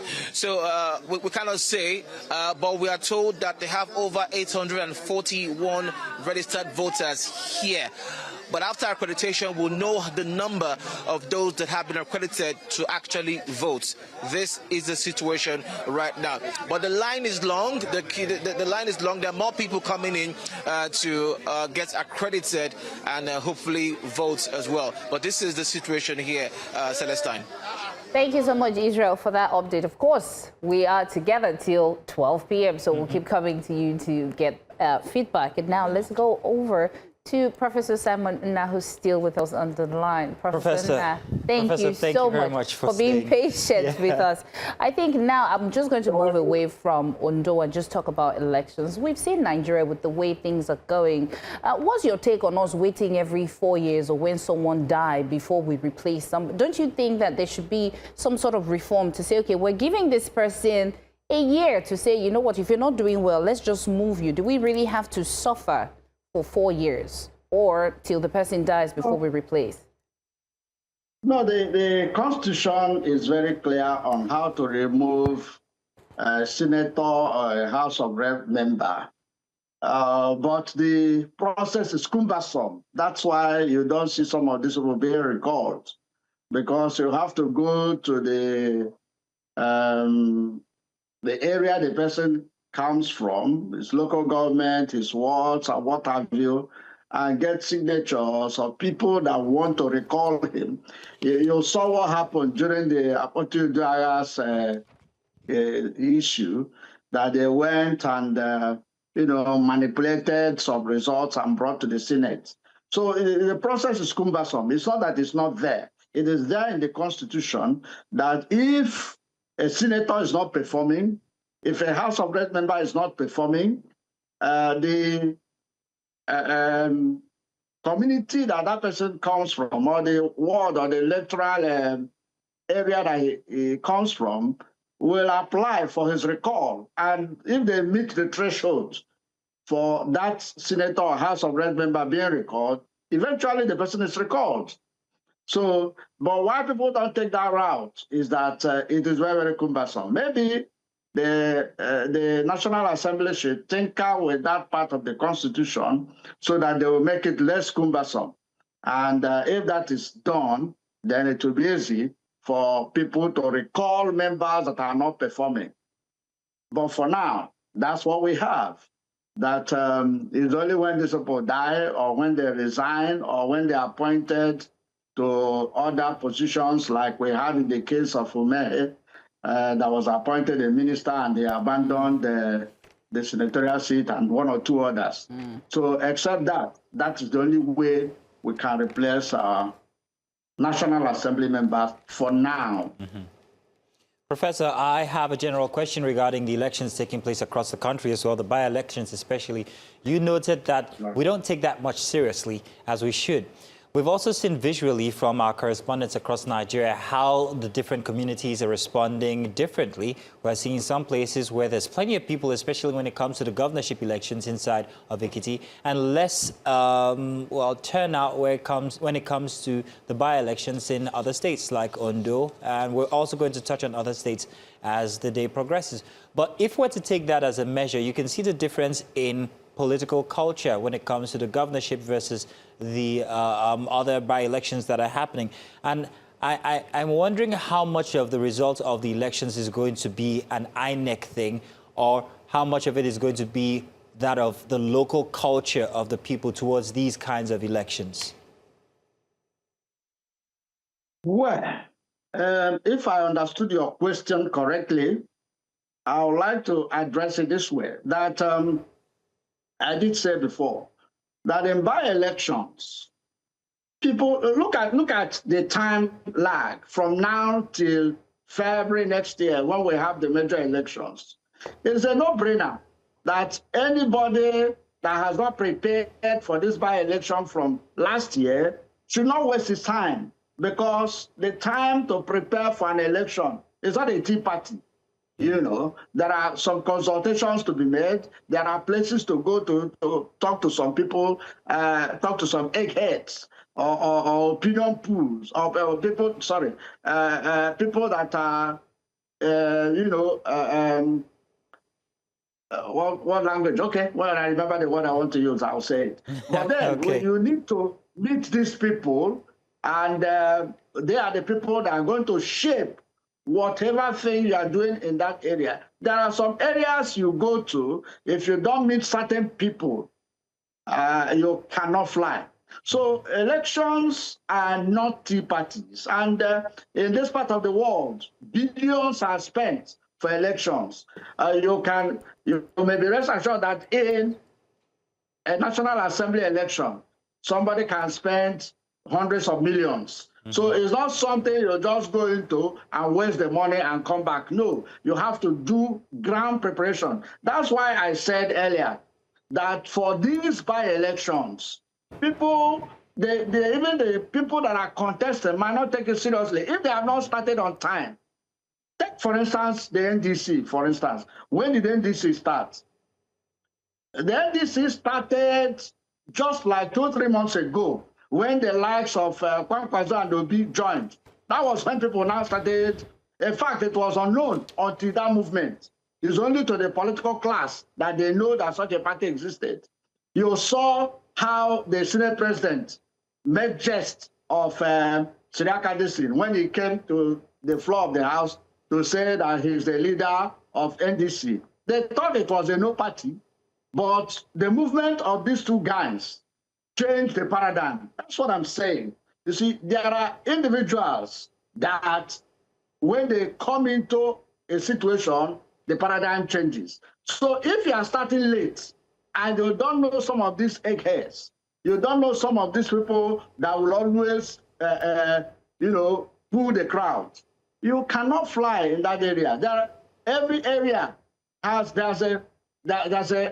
something we say, an adage we say in Igbo, what it means is that there are people that own the town.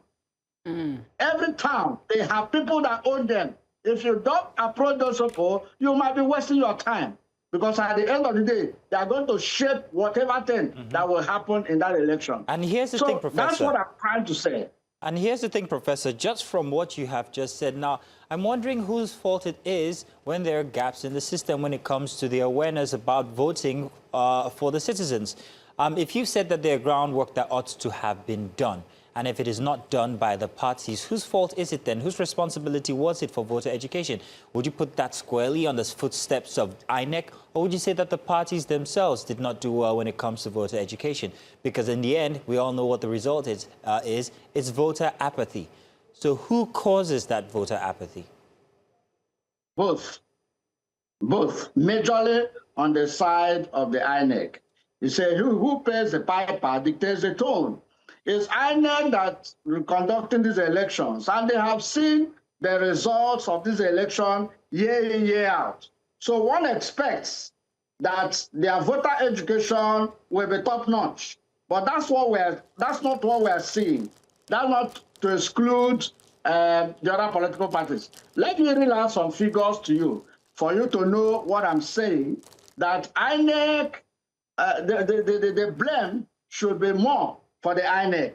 Now, in governorship election in Ekiti, for instance, in 2014, we had 50.3% of the voters that came to vote in that election.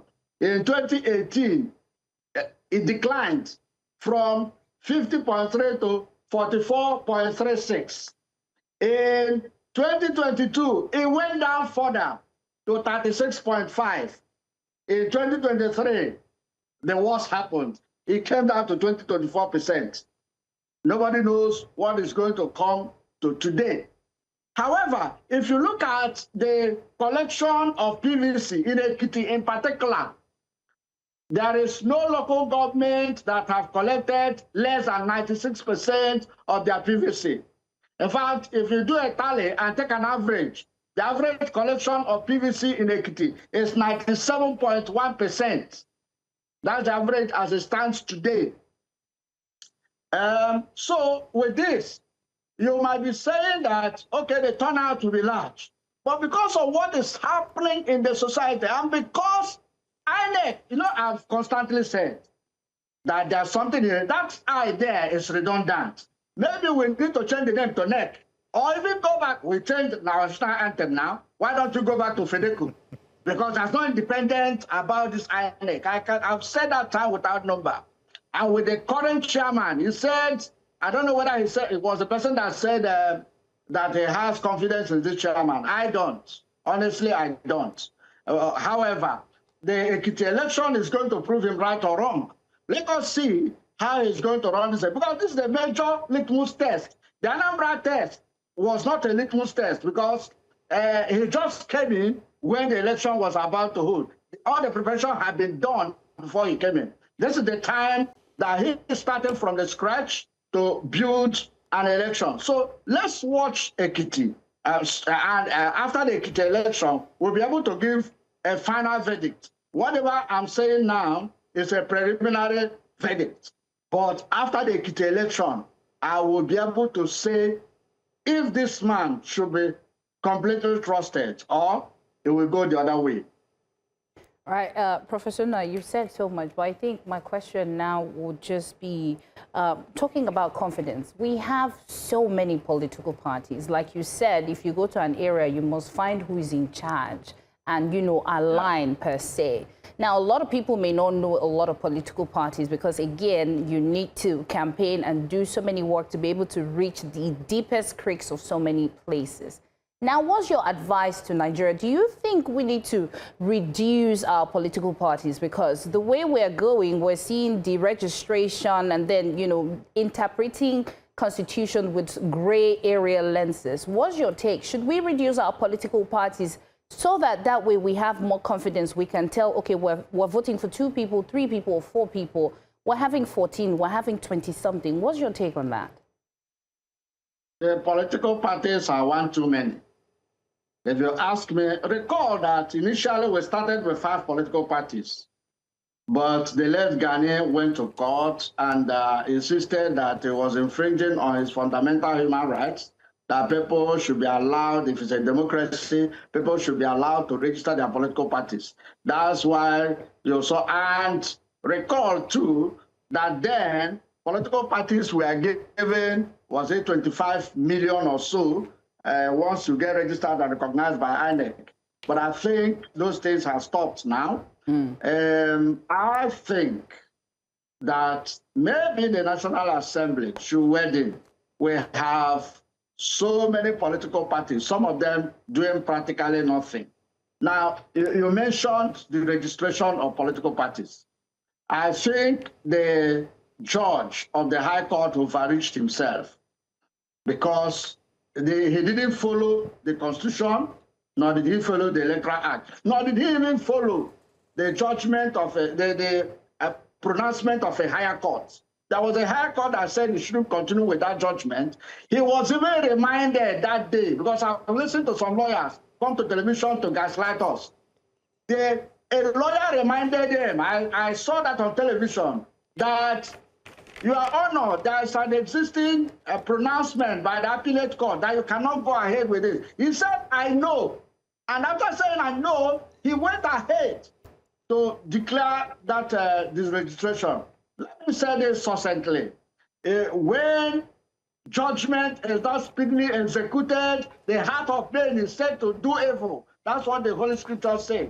So some of these people should be denounced. Honestly, they should. Because we can't have this. That's why we're having all this charade, left, right, and center. Because people will go there and do whatever they like, and they go scot-free.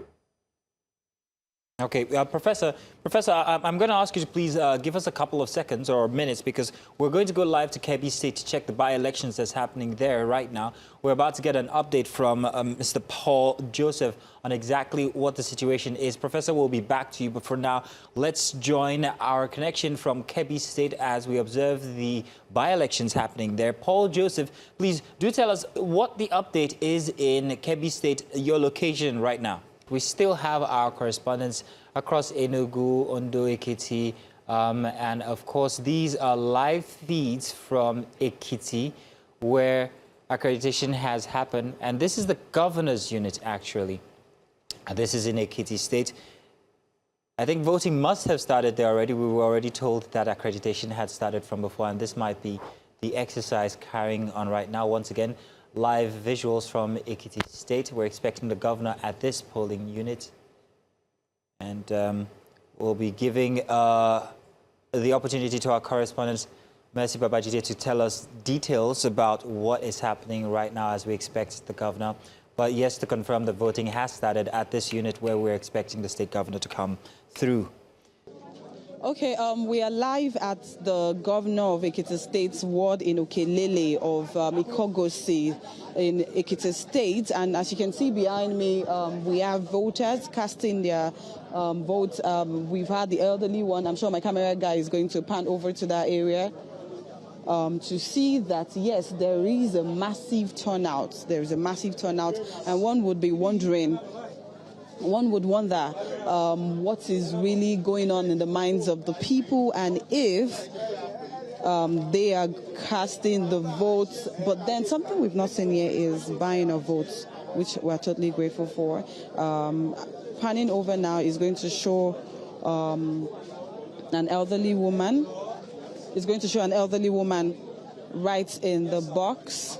And then from there, she moves over to where she's going to drop that. But then the voter turnout is massive, and it is beautiful and a great one to see. I'm trying to see if I can get someone to speak with.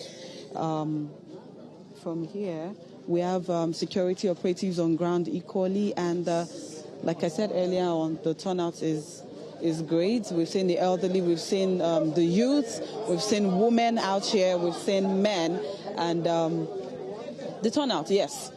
Now over to where she is going to cast the vote from the governor's polling unit. I'm going to have someone join us now to speak. Let me get someone to speak with us. Good morning. Please, can you come and speak with us? Thank you. Our camera is... Okay, please, what's your name? What is your name? My name is Ibukun Fagbongbe. Okay, are you voting here? Yes, I'm voting here. Okay, so what are your expectations and what do you think they've done good that you are quite impressed with? Me looking at the situation of things, the election is free, fair, and credible. Everything is going peacefully, no rancor. In fact, this is one of the best elections I witnessed so far. Yeah. In the history of Ekiti State, one of the best elections that we won't experience anything like quarreling, argument, or whatever. People are just voting. Everybody are just like one family. Okay, so are you going to stay to the end because you know what they say about what is going on now? Are you going to count the vote with them right now or after the vote has ended or anything? We are going to wait around. So we are going to wait until the vote is counted. So we are going to wait till the end of the voting process. The exercise is not just to vote alone. So after casting our vote, we still wait around to make sure they count the votes. Okay, all right. Thank you very much. All right, what's your name again? My name is Ekiti State. Okay. All right. You've heard from Ekiti State. He said, of course, not just what he has said. We have seen that it is free and fair over here at the governor's polling zone, which is Okelele in the Kogosi area of Ekiti State. Over to you in the studio. Mercy Babajide, thank you very much for bringing us that update. We'll continue to see you as the day progresses. Thank you, Mercy. We'll bring it back into the studio here where we still have Professor Simon Nna, who's been talking to us about the political climate of Nigeria as we're witnessing by-elections from different states and, of course, looking at the Ekiti one. Now, Professor, let me come back to you with a very interesting question, which I wrote somewhere here. Yes, found it. Professor, currently, in the political climate that we find ourselves in Nigeria, we see opposition always looking at incumbent and incumbent always monitoring the opposition. Both sides doing the same thing and doing not what they really ought to be doing, which is observing the voters. And I'm wondering, from today's elections, if a political strategist was to take any note of the voter attitude or the voter apathy or whatever it is, what should they be noting from this one factor, the voters' attitude towards the elections? What should they take away from it? What they should take away is what they are supposed to be taken away before now. And that is that there are not enough education for the voters to come out and vote. You see, previous elections, voters have come out and some of them got injured and ballot boxes snatched. They vote for a particular candidate whom they are sure will win the election. The INEC, your so-called INEC, will announce another person. So these things are the things that lead to voter apathy. People will say, what do I need to go and waste my time? After all, they will do their selection. Because what we have been doing in this part of the world is selection, not election. We select people, sit down somewhere and select the people that will rule us. So people are angry that they cannot continue this way. And that's why when they came out with the beavers and the iron, some of us were happy. But at the end of the day, they manipulated it and told us there were glitches. These things are the things that make people feel so bad. Not to the election day, they sit at home, read newspapers, and watch television. And they don't go out there to vote. But I think, like we've been saying, the political parties should begin to orientate the people that, look, this time around, do your voting, wait for the result to be counted and transferred to the area. Because with the current beavers machine, you see, once you are captured and you vote, your vote is counted instantly. So if it is transferred to the area, whether you have, what do you call it now? Whether you have network or not, it will remain there. If you have network, it goes instantly. If you don't have network, it will remain there. When you get to where there is network, the thing will eventually be transferred. So what we're advocating is that people should wait and let their votes be counted. Let them ensure that it has been transferred before they leave the polling booth. Because by the time you now start getting results of the votes you cast, more people will be, interested to go and vote. Matter of fact, last week I met one elderly man, is a businessman. He said he destroyed his INEC card. I said, why? He said, what's the time of wasting his time? Since he was small, that he has been going to vote, he will vote and they will not count the vote. They will just select anybody they like. So I tried to advise him, and finally he agreed with me to go and pick another. I said, don't go and register again. Tell them you registered before. They will re-register you and give you a new INEC card. You see, so people are disenchanted because of what your so-called INEC is doing. And that's why I said that eye should be removed. Let it be neck, or we'll go back to our former name, Fedeco. Simple and short. This INEC is making butterfly fly in my tummy because somebody is not independent. They are calling him independent. It's an appendage of the executive, not this particular one. Going through all of them is the same thing. There's no change whatsoever. So I'm not talking about this particular INEC alone. I'm talking of all the INECs we have had. They are the appendage of the executive. And that's why some of us are advocating that the way INEC commissioners and INEC chairmen are being chosen should be changed. The National Assembly should do something about that. It shouldn't be a one-man show. It shouldn't be the president appointing anybody he likes, members of his political party, to go and act as INEC chairman. What do you expect? In a court where that is presided by cocks, what do you expect for what do you expect the outcome of a cockroach to be in that court? Your guess is as good as mine. Professor Nat, thank you so much. A lot of people, when they say butterfly in my tummies, they mean love. I don't think you're in love with the situation. But thank you so much, Professor Nat, for always joining and giving us, your views as to what's happening. And we hope that, surely Nigeria will come out of this situation. Thank you so much. It's always a pleasure having you on the show. Thank you, sir. You're welcome, and do have a lovely day. You too, sir. Well, that's it with Professor Simon. Butterflies. Mazid, I don't have any butterflies. INEC's giving people butterflies this time of year. I saw something funny, but I don't think this morning is for my sarcastic side. We saw the canopy. These are still live views from Ekiti State. I was about to say accountability with the canopy. Live images. The voting is ongoing, and I think they're still waiting for the governor because this is his polling unit where he is going to vote. And I can see that the elderly are voting first. I was going to say that there happens to be a lot of elderly people. Yes. I'm wondering why exactly this factor is. So I noticed in one of the other visuals that we had that it was predominantly women, and that was with Iferobo. I think he's also in Ado Ekiti. It was predominantly women.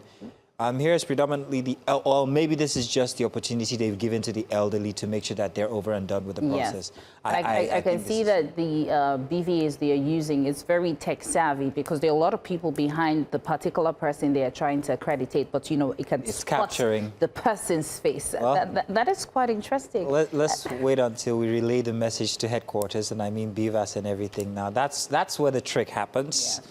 That's where it's going to be a big trick. But live visuals from Ikogosi in Ekiti State as we are... I pray it doesn't rain so people can still come out and vote. With that, I think we'll just go on a short break. When we return, the ballot in Breakfast Extra continues. Do stay with us.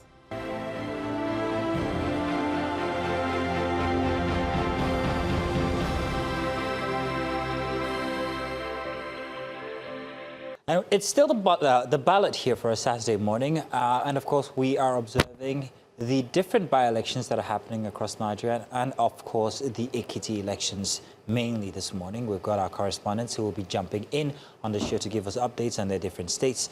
But today, let's have a different conversation. Now, earlier today, the question we were asking was about logistics when it comes to the elections. Did materials arrive? Did polling units open quickly? Were security personnel deployed? Did the BVAS device function? And will they function? But the question might begin to emerge. Who is actually showing up? Who is staying away? And what do those choices tell us about the relationship between Nigerian citizens and the democracy? And according to INEC, more than 1.028 million permanent voter cards were collected in Ekiti State ahead of today's governorship election. Across the by-election states, thousands of voters are eligible to participate in contests triggered by this stage of the day. And the story begins to move beyond polling units. Patterns start emerging. Turnout begins to reveal enthusiasm or apathy. Demographics begin to reveal who still believes in the process. And voter behavior begins to reveal what political parties may be getting wrong. And joining us now is Kunle Lawal, Executive Director, Electoral College of Nigeria, and Victor Tehemba, who is a civil society advocate from the For Ready to Lead Africa. Gentlemen, thank you for joining us this morning. Gentlemen, let's confirm that you're with us. Pleasure to be here. All right, Grant, thank you very much. Good to hear you. Kunle, good morning. Now, I'd like to start with you, Kunle. Kunle, when election analysts study turnout, what are they actually looking out for beyond just the headline percentage? What should they be looking out for? What should the parties themselves be looking out for? What should we be looking out for with 2027 in mind? Well, for me, it's clear that we're going to have quite lower turnout than we've in recent times, and I'll explain the reasons for it. In 2023 elections, we had about 20 states in elections. I don't see that happening in 2023. We had about station. In 2027, we're looking at far less number, and here are the reasons why. So INEC itself has, yes, been able to register people, but the trust in the process is what I think causes the biggest apathy. And then next, I think the new electoral act, which allows for direct elections within primaries, is bringing out candidates which are not necessarily party members' choices, which are seemingly more central choice. So we're going to see a depression in people participating in elections. It's going to be quite a number of depressions in the number of people that participate in elections. Ekiti State turnout, Ekiti State's voting population is about close to 2.2 million.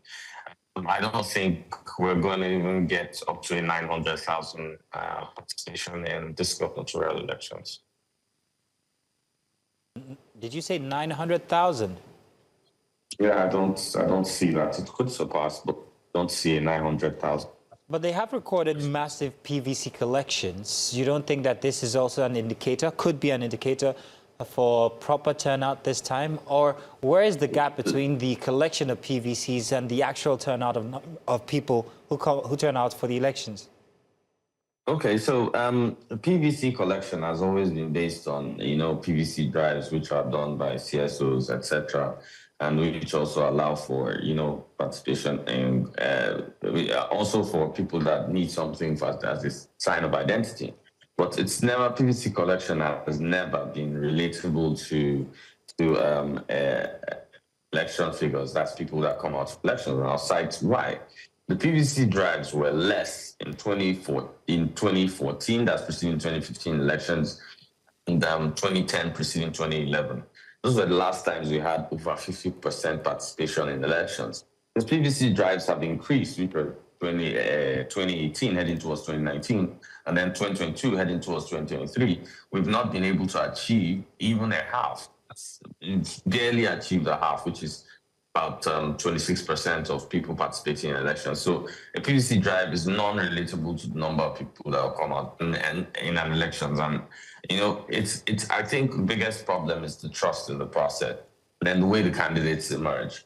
So the way the candidates emerge, which are naturally not necessarily people's choices, but, choices of people within the party or within the hierarchy of the party, not necessarily party members. Then the trust with INEC, which has refused to do its e-transmission. etc., which is as promised, and and the Senate, with its new, with the way the Electoral Act looks, the fact that there are plenty misconceptions with the Electoral Act. First and foremost, you have a problem with how polling unit officers can now be punished, or etc. And then you have this quite bias within the whole system. I think it depressed people from that sector. Kunle, thank you for that. And of course, Victor Temba, thank you for joining us as well. Please hold on, don't go anywhere. Let's move back to our correspondent, Victor Mbadike, to give us an update of what's happening at the polling unit where he is currently. Victor Mbadike, please go ahead and give us an update. We can see the live view. Can you just tell us what's happening right now?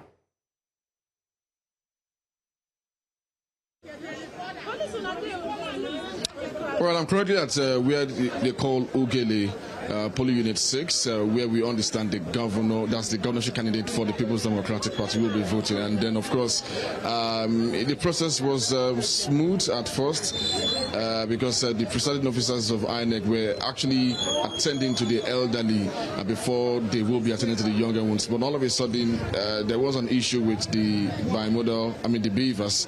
The beavers was not capturing the faces of the older or the elderly seated, and so there was some kind of chaos. They were all complaining and shouting, and because the process was really, really slow. And of course, the president office, the PUs, felt that if they can't get the faces of the elderly, then they have to move on to the younger ones because of time wasting. But they will not have any of that. And while that was going on, the PDP candidates walked in and then entertained the complaints of many of the elderly ones who says their faces can't be captured. I mean, the implication of that is that they will not be allowed to vote, and that would mean that these particular polling units, the numbers would definitely be decrease in numbers.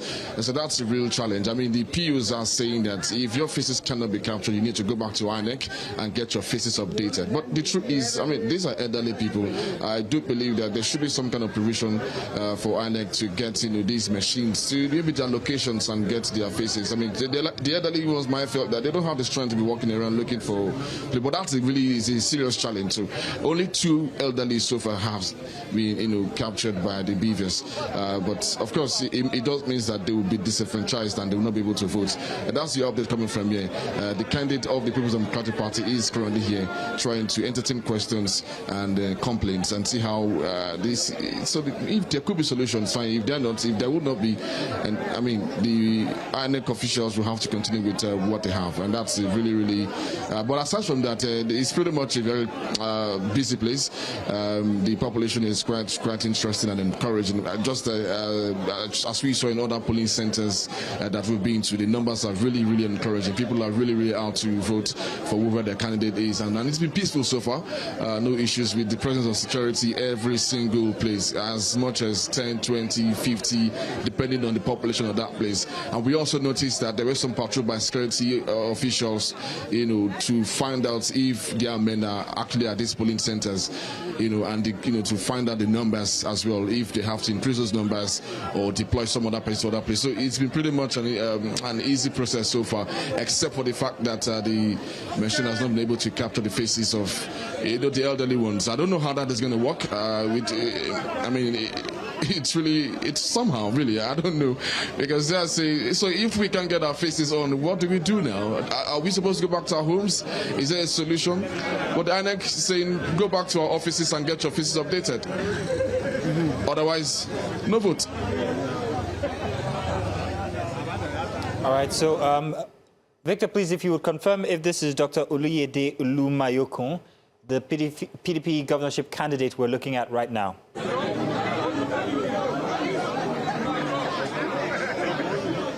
Yeah, absolutely. Absolutely. Right, thank you. Thank you so much, Victor Mbadike, for that update. We will come back to that. And of course, we still have with us online Kunle Lawal and Victor Temba. Now, Victor Temba, I think my question now is, we can see that the BVAS is not working and it's not recognizing. Well, in one place, in just one place. In one place, yeah, just one place. But what's your take on that, to say that, they're saying the system is slow, they're not able to recognize the people who are already registered? Victor, what would you say this gap means for us right now for these elections? Basically, I would just start off from saying that, first of all, it sometimes even shows the kind of unseriousness sometimes we put into things that are supposed to be serious in this country. And I keep saying that all cycle elections like this is currently having in Ekiti are always an opportunity for us to improve on the discipline process, because they are a precursor to the next general elections that we are going to have. And so this issue with beavers, this is not the first time it has been happening. And we are continuing to see a repeat of this in particular process. And one thing again, when you look at democracy advocates for this kind of popular participation, for people to be able to participate. And so usually when we put systems into place like this, it is not to frustrate the participation of people. It's rather to give them the access, kind of facilitates this work kind of participation. And so if the elderly face are not being captured, and then you are asking all the way that you are asking that they have to go all the way back to INEC offices to get their pictures updated, and not like this kind of voter's card is fake or not this is genuine. And so just like this kind of reporter has been saying, I said that some of these elderly people will not look like that. This process that particular process might be too kind of tasking for them to now go all the way back. And so usually what this also means is that a whole lot of people are going to be disenfranchised from exercising their rights. If people have woken up and came out to this polling unit to vote, is because they actually want to participate into this process. And so if the beavers is not working and you say you can't get their facial recognition, it means that you are frustrating them, you are disenfranchising them, you are impugning on their rights to actually participate, especially when they have gone through the entire laid out process for them to actually participate. So what it also means is that it's a disenfranchisement of people who are eager to actually participate. And it also means that we are not getting our processes right, and then we need to take some certain things very seriously. All right, Victor, thank you very much. Kunle, also, I would like to keep you guys, please don't go anywhere. We're going to go on a short break now. When we come back, we'll continue this conversation about political culture here in Nigeria regarding the by-elections and also the elections we're monitoring in Ekiti State and the other states across Nigeria today. So do stay with us, gentlemen. We'll be right back, and viewers as well.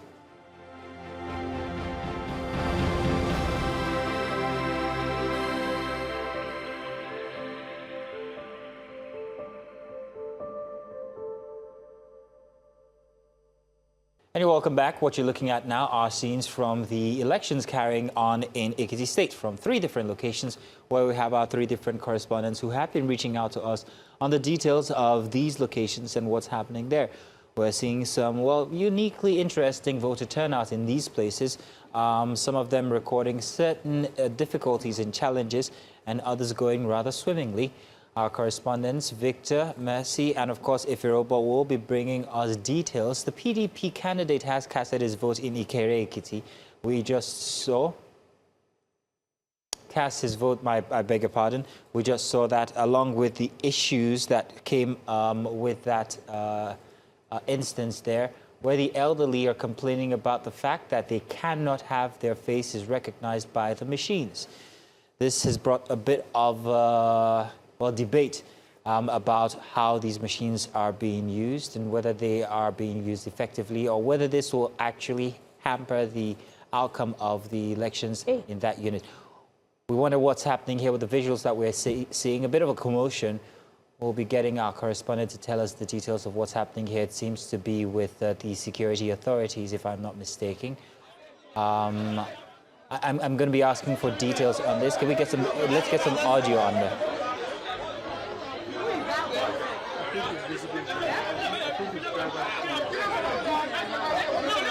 I don't know who this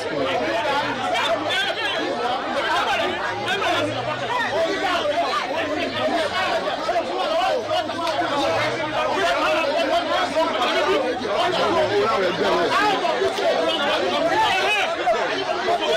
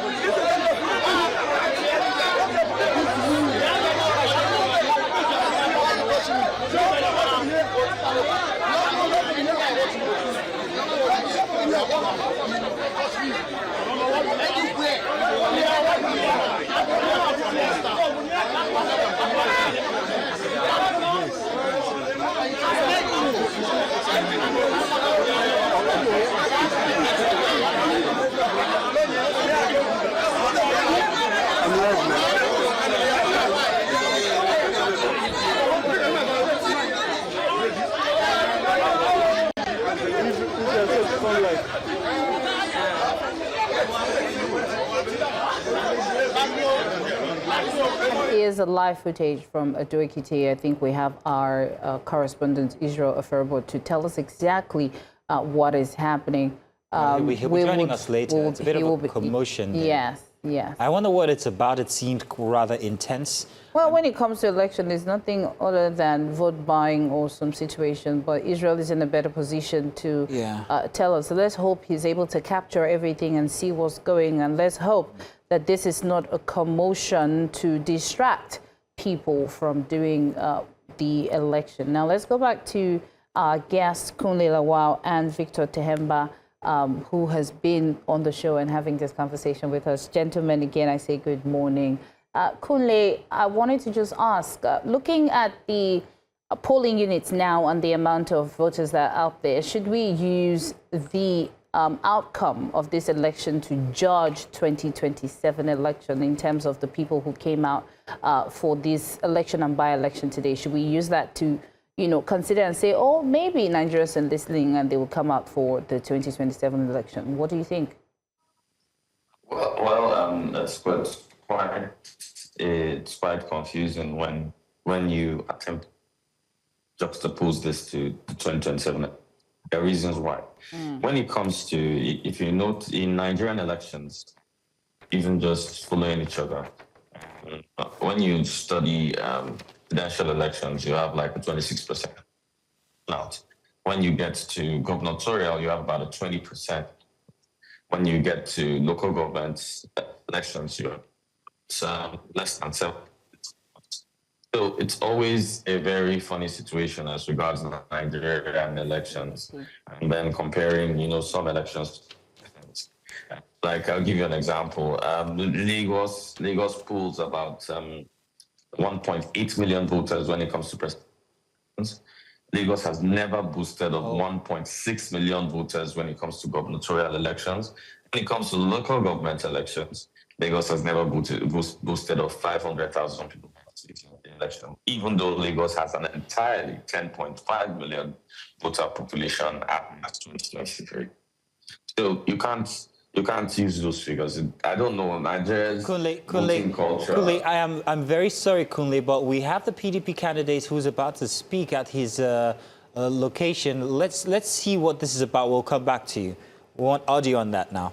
Funny, because you are not there and you are not reporting. We will be there. So go there. Thank you very much. But sir, how was the process for you? The process is actually useless. People have been here for about 1.5 hours and only 5 people have voted in my polling unit. That's what they do all the time. So I am suspecting that there's something wrong with the INEC process. I'm going to hang around.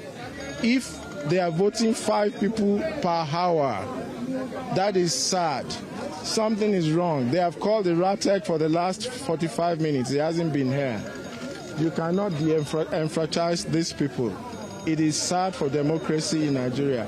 Although I'm still very confident that my people are going to stay here peacefully and we are still winning this election. But gentlemen of the press and ladies, go down there and see the army of policemen that are harassing people.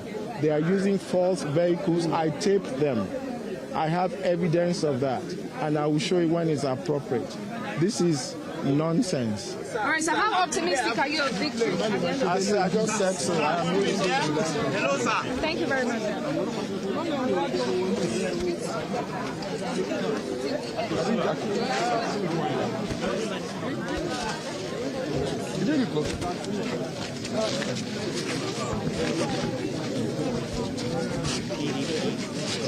Once again, that's the PDP candidate for the Ekiti elections in Ado Ekiti, giving his own experience of what's happening at his polling unit. Not very pleased, it would seem. And of course, we also saw a picture there, or a visual of a bloodied young man. Not exactly sure what that was about. We're expecting our correspondent Israel Lefirobot to come tell us what that might be about. There was an earlier instance with commotion going on in the background as well. We'll be bringing you the details as soon as Israel is ready to give us a curated analysis or curated account of that event. Israel, can you hear us now? Israel, we have so many questions as to what's been happening. We saw the commotion, we saw the man with the bloodied shirt, and we also heard from the PDP governorship candidate. Please, could you give us a roundabout idea of what we've just heard and what we've just seen?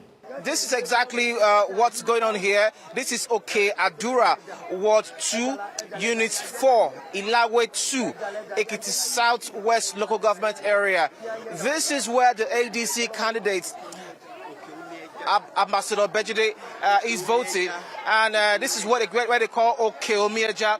Well, apparently there seems to be some form of chaos, chaotic situation here. Let's try and go to the back and see exactly what's going on there. Earlier on, let's go this way.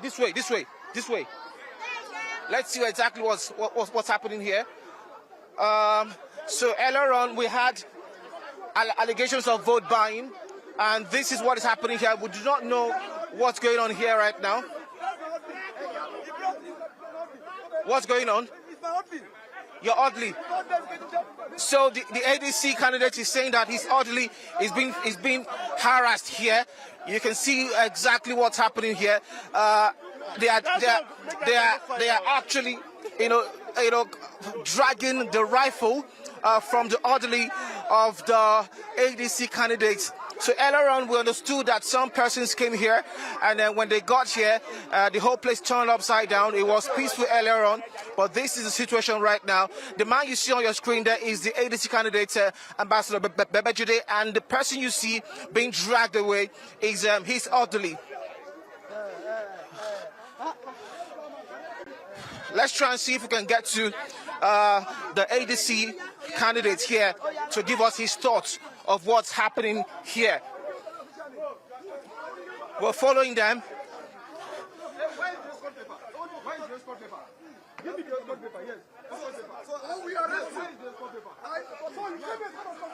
Well, right now he's being threatened to be arrested.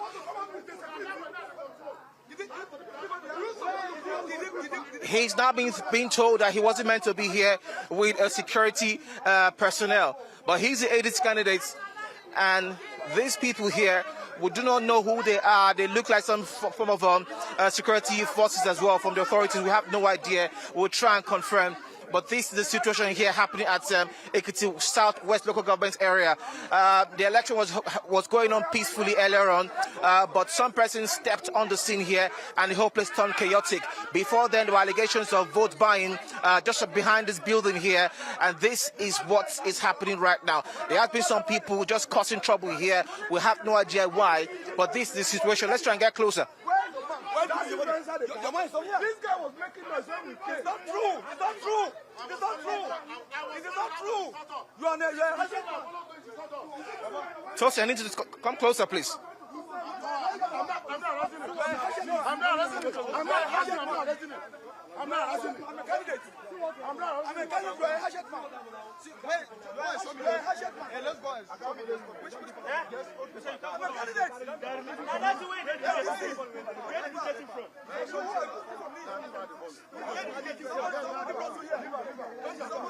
Well, Mazino, if you can still hear me, the situation is still it's still fever peaked right now. These people are arguing over multiple issues here. Are you the candidates? Are you not the candidates? Are you here to be? Are you meant to come to the polling unit with a security man? These are some of the issues that they're talking about here. Earlier on, there were some struggling to take an orderly away. We have no idea why that was being done, but this is the situation here so far. Mazino?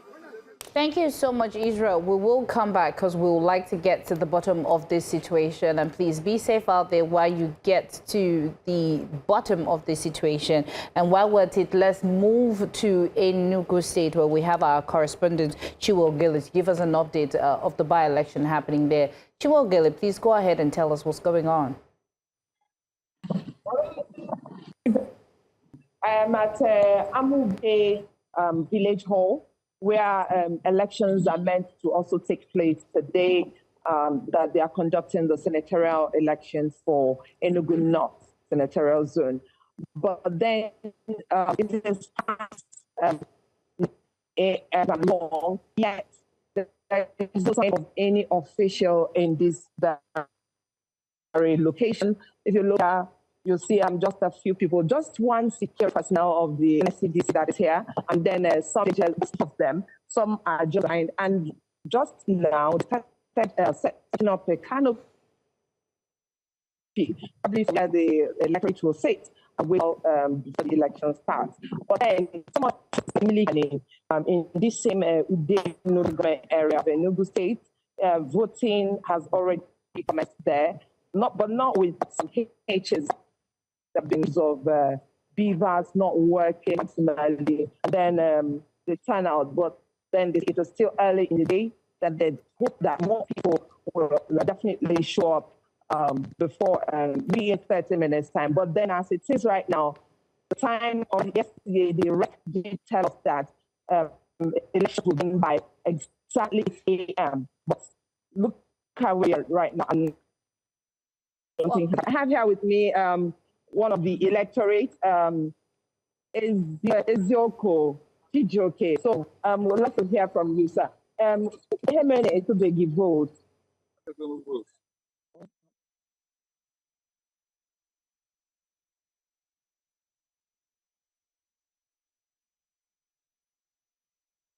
Okay, the footage you can see right now is the APC candidate in Ondo State who's already in line to cast his vote. Once again, this is Ondo State, the by-elections happening in Ondo State. And the APC candidate is in line to also cast his vote. While this is going on, while we're bringing you visuals from the different locations, we have our reporters across Nigeria as we continue to monitor the elections. We still have a guest online, and that's Tehemba. Victor Tehemba is still with us. Victor Tehemba, please, if you can indicate that we are with... Oh, dear. Just a second now, Victor. I'm going to have to come back to you. We're going back to Israel because we have detail to take. People here, it's very unfortunate that in an election like this, they are distributing money, and we are saying they cannot distribute money here. That is the cause of the problem. That is the cause of the problem. They are beating my driver. They have taken my driver to the hospital. Yes. My name is Ambassador Darabejide, the candidates of the ADC in Ekiti State. Look at them now. They are running away. Look at them. Makinde brought them here. See, there are lots of this money good. They came here to intimidate our people. They are distributing money here illegally. APC. This is my funny booth. I'm here. They are here. Look at them. Look at them. See, there are dogs inside this guy. There are dogs here. Stay with me right now. Let me go to him.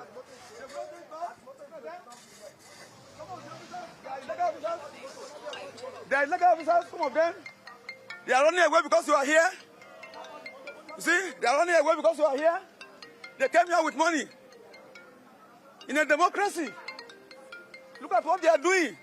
It's quite unfortunate. So quickly now, let's get all the facts of the matter. Okay, just face the camera. Face the camera. Yes, I know you're tensed up right now. You are the candidate of the ADC here in Ekiti State for this election. What has been happening here today? Talk to us. This is my polling booth. I came here to vote as required by law. In the process, one political office holder, Makinde, came here with fake policemen and they started harassing our men. They beat my driver. There's blood all over his body. They also harassed my security people, and that's what they've been doing. They brought a large sum of money to distribute, and we said, no, you can't distribute money here. That is the cause of the commotion. They brought in thugs. They brought in fake policemen. That is what they have been doing. And I said, you can't do it here. Today is an election day. Makinde cannot bring thugs here. He's doing it in collaboration with Adaramadu. What they have come to do is to bring in thugs to my polling booths. As far as they are concerned, they want to make sure I don't win my polling booths. And what they have done is to bring in money. And we said they cannot bring in money here. Today is an election day. They beat my driver. There is blood all over his body. They took away all my men. They beat them. They brought in thugs. They brought in fake policemen. This is my polling booth. What are you going to do after this time? What's the next? I've reported to the police. I'm expecting the policemen to take action. There are just 2 policemen here. I alerted them. They said they cannot intervene. It's very unfortunate. This is my polling booth. And I'm here. I've not left here since I came. Where is your driver right now? My driver has been taken to the hospital. There's blood all over his body. Why was your driver beaten up? He was beaten up because he was challenging them not to distribute money. They brought large sum of money. The vice chairman of the council brought money. And also the chairman, they brought him money and said, we cannot distribute money here. Who are these people that brought money? What is the name of the vice chairman? The woman? Vice chairman. Makinde is like a special assistant to the president or something, I don't know. He's a federal appointee. He brought in policemen, fake policemen. He brought in thugs. He's not from these polling booths. I told him to evacuate, to leave this place. He refused. He almost pushed me down. And I'm the eggmate of his father. He almost pushed me down here. This is my polling booth. Just to tell him that, look, you can't bring him money here. You can't bring thugs here. Let's also ask you, is he from this area? Is this his polling unit? No, this is not his polling unit. Although it's from this ward.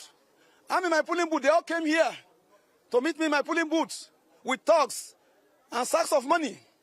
I don't know when democracy has become this. They beat up my drivers. They beat up my supporters. My driver is almost in the pool of his own blood. Ambassador, yes. we also saw that, because you're live on television right now, we also saw that there was some sort of scuffle with a man carrying a firearm. Who is this man and why was he carrying a firearm? He's one of my policemen. He was not very close to the polling booth. He's the one protecting me. He was not part of it, but they just saw him that he's on my side, and that's it. So why were they trying to drag him away from this place? They were trying to drag him because he's the only one protecting me here. They don't want protection for me.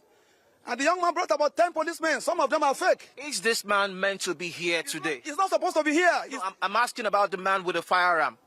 Yes, it's the one protecting me. Is he meant to be here today? Yes, but not close to the polling booth. He was not close to the... Was he close to the polling booth? He was not close to the polling booth. He was on personal aid. He was not close to the... He was here. You're not allowed to carry arms very close to the polling booth. But he was inside the car. He was inside the car. So why were they trying to arrest him? Why were they dragging his firearm with him? Because he was the only man left with me. He was inside my car.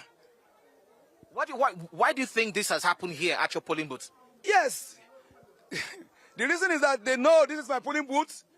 There are major contenders. You know, there are two... Fadu Ile, and I would quickly just like to get his own observation on how the process has been so far. Let's start with your polling unit here, sir. What's your observation so far? Well, the observation is that you can see that we have so many people who have turned out to come and exercise their franchise, and it has been going very smoothly. You see the enthusiasm that people have shown for this electoral process, and we're happy that INEC has done very well They started quite on time, and it has been seamless since.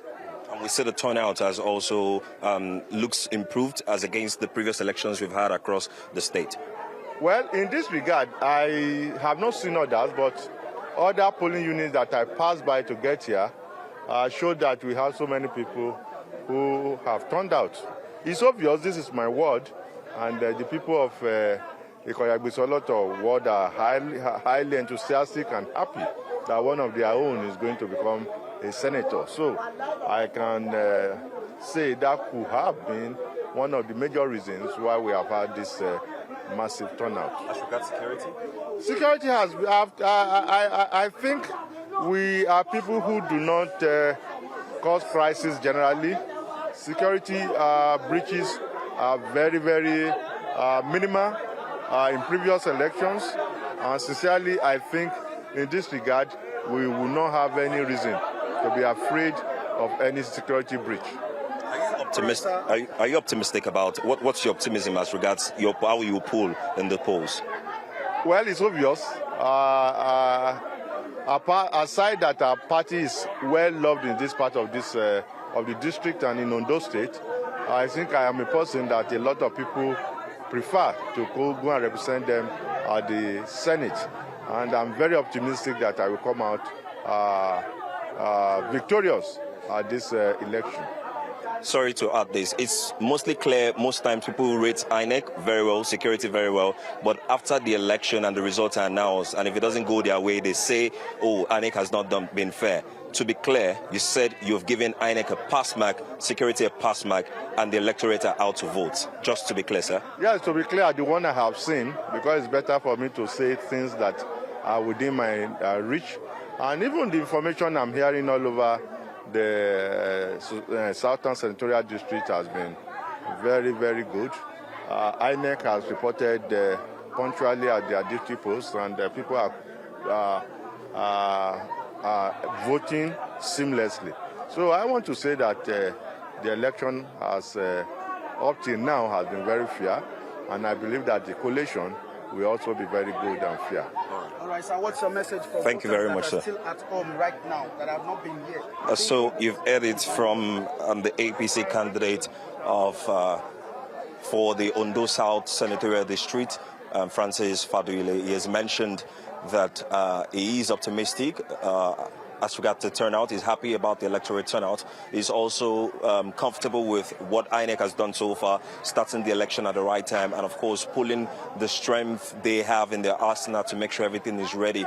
And he also spoke about the security situation, noting that it has always been peaceful here. So for him, he's rating the process pass mark, and we hope that doesn't change. And he also hopes that doesn't change in the course of the voting, because a lot of people keep trooping out. Okay, thank you so much, Nii, for that update. And now we still have our correspondent in Kano to give us an update of the processes that has been happening so far this morning for the by-election. Enoch, please go ahead and give us the update. All right, so we're in Warawa local government area. So the by-election taking place in Kano is a by-election in Dawakin-Kudu, Warawa Federal Constituency. Currently, we are in Warawa local government area, and we are in Dan Lasan ward. Here we have 4 polling stations. You can see that's polling station 1, there's polling station 2 there, there's 6, and there's 7 over there. And one thing I realized today is that in this particular polling station, we have more women than men. As you can see in this queue, there's so much women here. In this other place, there's so much women there. We can see just a few men around here and over there. And I'm wondering, why do we have few women here? Is it that the men do not want to vote or what? But I have someone here, I have a resident here who is going to talk to us about why we have so much women here and few men. So, Sudanka. Okay, to ya zabe take tafiya yanzu. Alhamdulillah zabe yana tafiya kamar yadda ake tunani kamar 100% kuma maza sun zo sun cika gurin nan fiye da yadda ake zato, kamar ɗaurin aure ake yi saboda lokacin aiki ne ma na damuna aka fare wa mazan wanda suka dan fara tafiya gona amma dai ga mata nan ma suna ta fitowa kuma sun cika kuɗi ga baki ɗaya saboda zaben namu ne na gida kowa ya fito da murna da farin ciki saboda mu tabbatar da demokradiyya a wannan karamar hukuma ta mu tawara musamman wannan mazaɓa ta mu da muke tsallasan mai ɗimbin al'umma wacce kowa da kowa da maka dan yake jira wannan ba rashin da zami kuma ubangiji Allah ya tabbatar da wannan dan majalisa da zamu zaɓa wannan kujera ya ci gaba da aikacen alheri dama aikin ba bakonsa bane ya saba kuma yana yi kuma dama aikin ɗorawa da musamman da jiha dai mai wakiltar dawakin kudu yanzu kuma zai tafi zai wakilci karamar hukumar dawakin kudu da warawa cikin yardar Allah nan ba daɗe da ba saboda haka muna yi wa Allah godiya Allah ya nuna mana wannan rana in kama wannan lokaci wacce take yau asabar 20 ga watan 6 shekara ta 2026. To yanzu ya tsaro take a nan. Alhamdulillah tsaro muna cikin sayin na kasan abila haka muke tsaro kuma ba mu da matsala tun da Allah ya ka jami'an tsaron nan sun tsare gidajenmu da baki ɗaya har bayan garin ba a ci wayewar garin jiya dai zuwa yau babu abin da ya same mu ko tun naka ba abin da cije mu. Okay, mun gode. Ne Allah godiya mu ne kuma gwamnatin tarayya godiya ubangiji Allah ya kama da dauki wannan kasa ta mu ga baki ɗaya. Mun gode. Yeah, so he said that the reason why we have a few men here and so many women is because early in the morning most of the men came out here. They attended to most of the men because this is a farming community. They are mostly farmers here, and most of the men they came out in the morning to vote, and then they left to the farm. That's why we have so many women here, because they are of the opinion that women can stay from here from morning to evening, but the men have to feed their family. They have to go out there to, till the ground, farm, because of the rainy season, of course. Yeah, and he also made mention of the fact that the people here have been waiting to exercise their votes ever since their rep died. So they're happy and they're voting here. Everything is going on fine. And security, it's also fine. So I have an INEC representative here who will tell us what has been happening so far. Okay, so good morning. Please, can you kindly introduce yourself? Okay, my name is Nabila Bella Dandabu, PAO INEC States. Okay, so how is the election going here? How's everything going? And what should we expect from, INEC and the voters here? Well, actually, you can see the turnout is really good. We have a massive turnout. Even though in the morning, the men came out, they voted because the PUs were open in very good time. So they voted and they were able to go to the farms to work during the rainy season. But you can see the women are still on the queue. And then some of the men also have covered the queue when it is your turn, you come here and take. So we can say, thank God, there is a good turnout. Nigerians are coming out. All right. So I want to ask you, okay, you won't speak. Okay, I want to ask you, from the person who spoke with me here said they have been anxiously waiting for this election so that they can vote ever since their lawmaker died, and they want the new rep to come and continue the good work. So what can you say about the anxiousness of the voters to come and exercise their votes? Well, actually, it is a good thing for Nigerians. If they are anxious to come and vote, that means even in the general election, hopefully they are going to come out. A massive turnout is going to be there. So we are glad. At least we had a very good voter education in the commission, and people are coming out to exercise their rights as given by the... Thank you very much. Okay, so you have heard it. We have so many people here who have come here to vote, and it was a peculiar one because they attended to the men first because, family first, food first. So they attended to the men first. The men came, they voted, they went, and now they are attending to the women. So, and as you can see, it's a very large turnout here. I also went to some other wards, and I from what I can tell, the same thing too. We had more women coming out to vote after the men had voted. So that's the update I have at this moment. After here, I'll be going to Dawakin Kudu local government area so I can speak with other officials there. I can speak with other observers here. In this unit here, we don't have any election observers. Some of them, have gone to other PUs to monitor the election. So that's the update I have. From here, I'll go to the Kudu local government area. It's over to you in the studio. Thank you very much, Enoch. Stephen there. Of course, we'll continue to come to you for more detail. Now, we still have Israel Ifurobo, who is in Ekiti, and is going to give us a clarification of the commotion that we were witnessing from earlier, I think, with the ADC candidate, Ambassador Oluwadare Bejide, his driver, and I think one of his orderlies.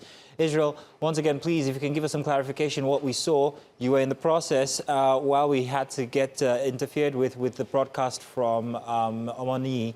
But go ahead. What happened, please? Well, Mazino, the situation here has calmed down a bit from all the rancor and chaos that you saw earlier on during the live feed. We saw some men They came in about 3 Hilux vehicles, a Prado Jeep as well. They came here, and an SUV vehicle. They came here, and when they got here, the place turned, was turned on its head. There was some pushing and shoving. There was some sort of altercation between the ADC candidates and a man. Some just mentioned, they just call him Makinde.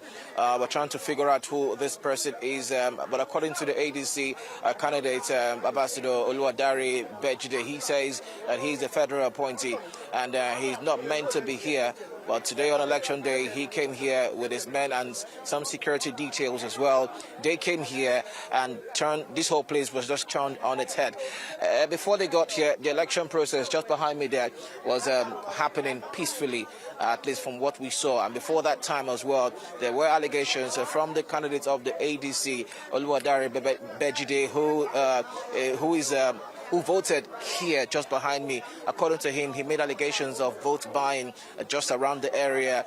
Money's been given to people, exchanging hands, and we were yet to confirm that before the whole place was turned on its head by these men who indeed came here, and they tried to go ahead and arrest the security detail of the ADC candidates, but that did not happen. What you saw on your screen there was a very volatile environment. People were running and trying to ensure that they stay safe, and this is the situation right now. It has calmed down right now. It seems like more policemen are arriving. Can we just show this to them? So more policemen are about now arriving this polling unit here, and it seems like they have been called in this reinforcement to ensure that there is order in this particular polling unit, and to ensure that the voting process continues and it ends peacefully, albeit the tension that has now generated due to the visit of these persons who have now left this particular location. But it seems like the people are undeterred. The voting process is still continuing as we see the arrival of reinforcements. The policemen are here now. They were on the ground before, but these are more policemen arriving this particular location where the voting process is still ongoing, and we'll try and see what they will be saying here as we try to keep tabs on the situation. It was indeed volatile. We spoke to the ADC candidates afterwards, and he did say something. We asked him, when the results are announced, will you accept the results that will be announced much later? He says, and I quote, "We wait to see." That's exactly what he said. He made allegations that his driver was beaten up and his shirt was bloody, plus his orderly as well, who was trying to they were going to arrest him, but that did not happen. Let's try and see if the policeman will speak.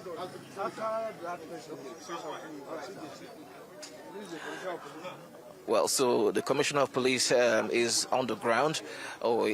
He's the one right now on your screen. He's addressing a particular voter who has got a concern. Yeah. So, Zeno, this is the live feed from this particular ward, Ekiti Southwest local government area, where initially there was rancor and chaos. But all that has died down now. All that has ended as the voting process continues, with a combined team of policemen coming to the scene to restore order here and ensure that all other voters are not disenfranchised, and the process is continuing as we have been told. Let's try and get close to the commissioner to hear exactly what he's saying. DPO.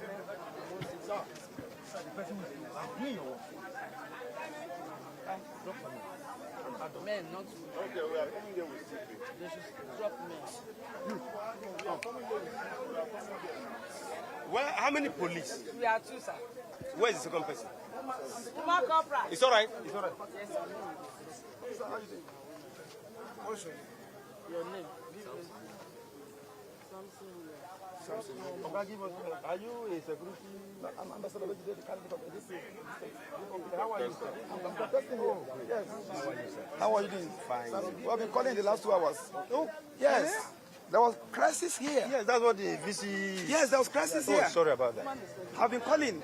I alerted the policeman here. I told her they were distributing money, so she couldn't go there. That was the beginning of the problem. We started on a very clean slate. I came here even before the officials, and there was no problem. Until there were allegations that this lady was distributing money. And I confronted her. She called her boss. The council chairman came here, started abusing me. I'm a senior citizen here. This is my polling booth. The chairman is from a different polling booth. And one essay to the president also came here with fake policemen. He pushed me. Fake policemen? Yes, people with uniform. Because if they are policemen like you, they won't behave that way. And it has been ranked off since morning here. I don't believe they should hang around here after voting. Yes, I've appropriately told her. Yes, they should not. Person who has voted. They should go home. At the point of counting. They are distributing money from this arena. And I confronted them.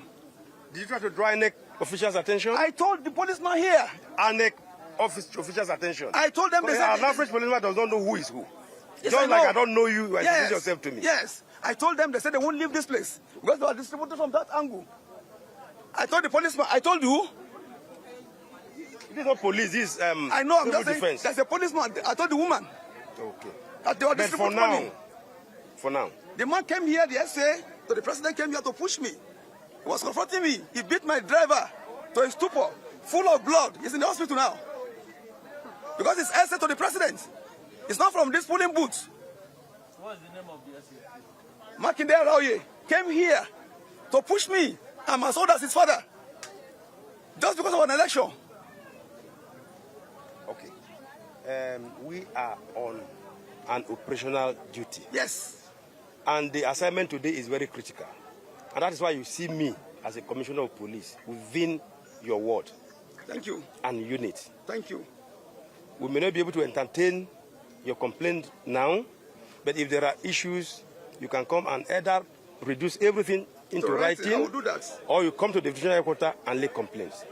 I don't know why my polling booth is a target. It's all right. I'm going to drop more manpower for you. Thank you, sir. If there are issues like that, we'll be able to overwhelm any opposition, any force of arm that may come to invade your unit. But for now, area is calm. It's calm for now. But they should all go home. We have already directed. I have already directed. Hello, sir. So, madam, the only thing I can do for you, yes, as an institution, is to provide an enabling environment. Thank you. For every player should play the games according to the rule.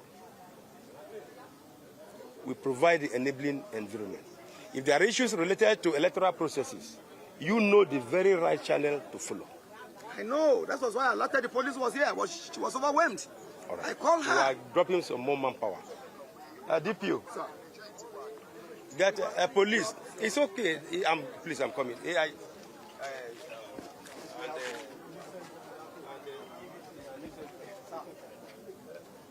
here? Okay, good. You are here too? Yes, sir. 2 of them. Drop some more women. Ambassador. Thank you. All of that should go home. Yes, I've already directed. I'm contesting. I'm contesting. It's okay. I'm contesting. No. Please.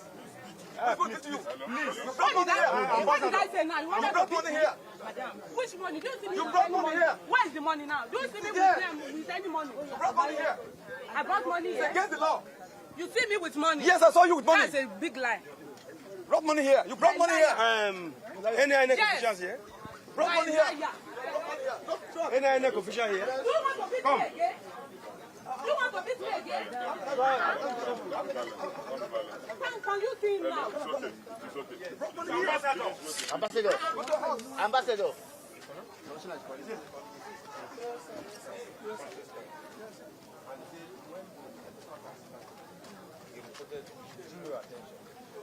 Yes, but all I heard is that I heard them talking. But I don't know what I heard that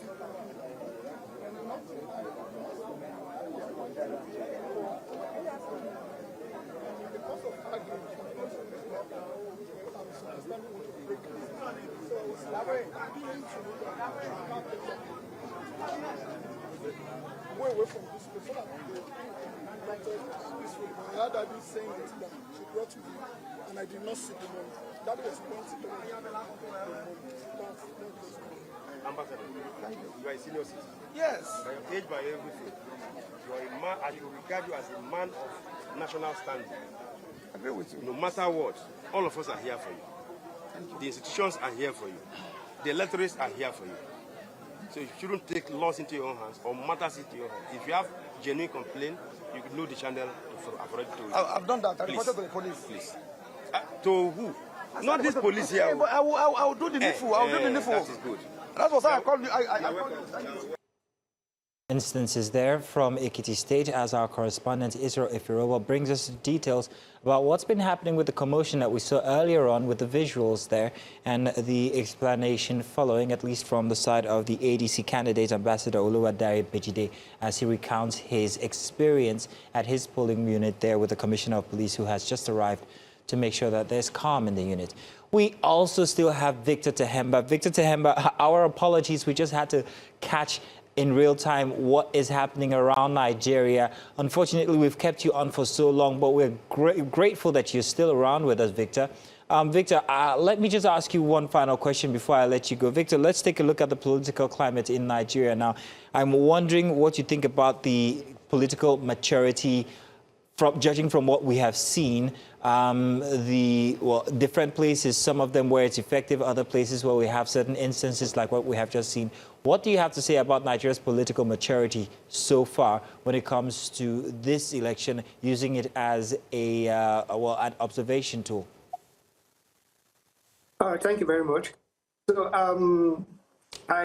so when you look at it as a whole, you will see that in a way, despite the fact that we have some very few, we have some decent challenges or kind of lingering issues that have continued to persist.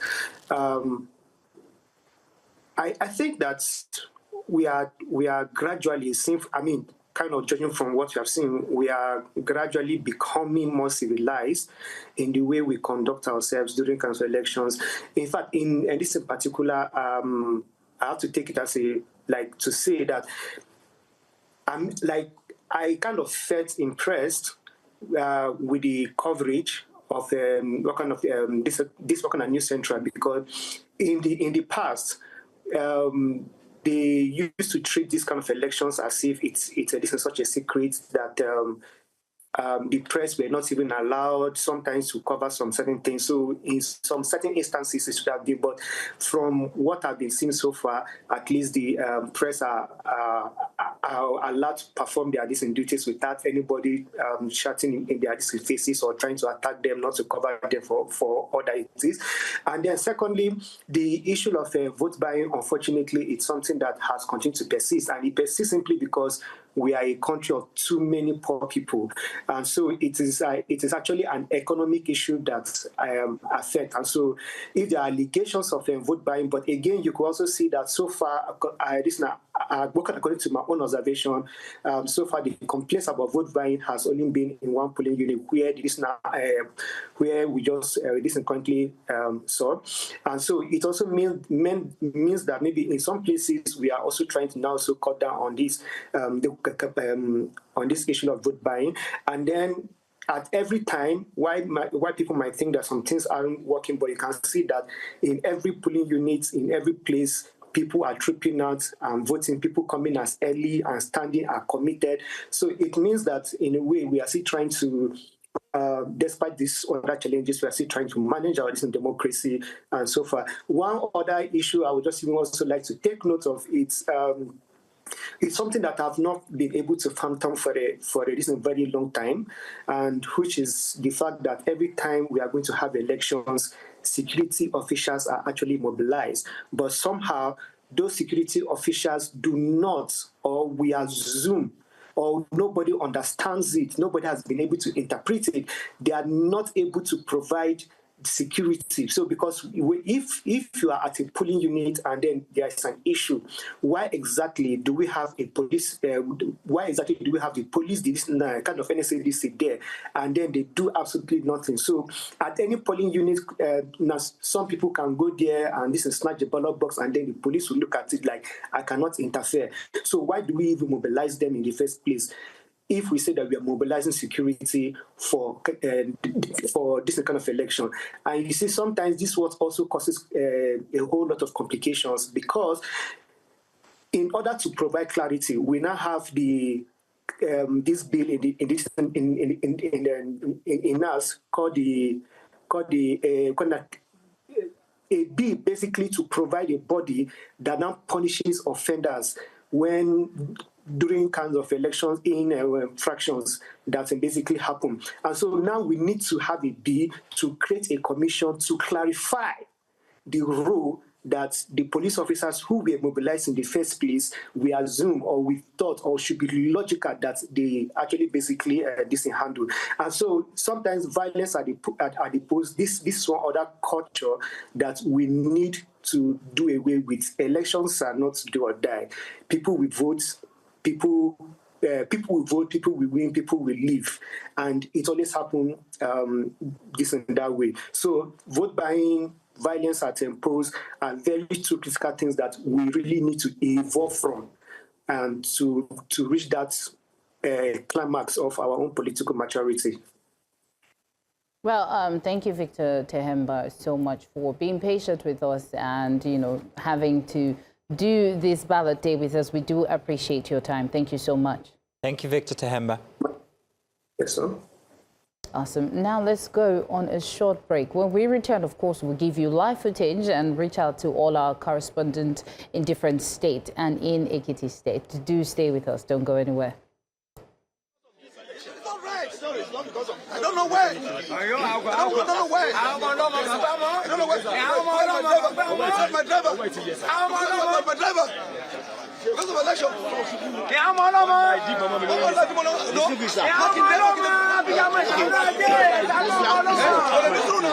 Okay, distinguish. Distinguish, sir.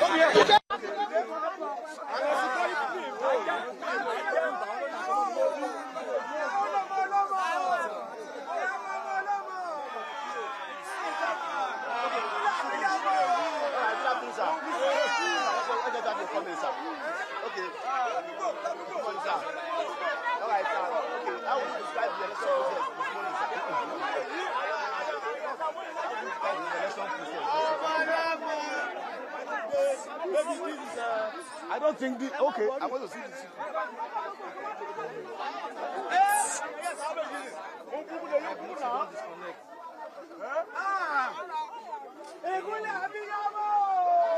Welcome back.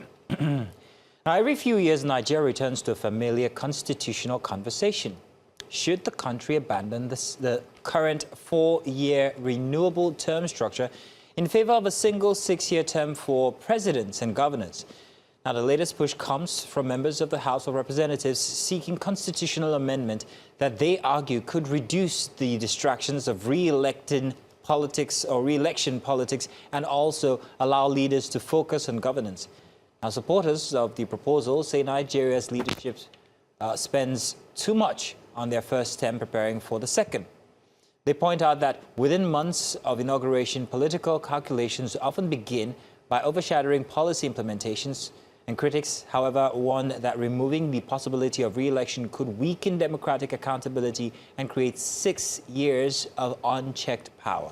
And this debate is not entirely new. Variants of the proposal surfaced during the administrations of Olusegun Obasanjo, Goodluck Jonathan, and Muhammadu Buhari, may his soul rest in peace. Yet, none has gained sufficient political consensus to become law. As Nigeria edges closer to another constitutional review cycle and political positioning ahead of 2027 intensifies, the question is resurfacing once again. Would a 6-year single term strengthen governance or merely create a different set of problems? Now, joining us are political analyst Charles Oludare, who was with us earlier, and Emir Sadin, who's also a political analyst. Gentlemen, thank you so much for joining us. this morning, Charles, again. But Emir, let's start with you.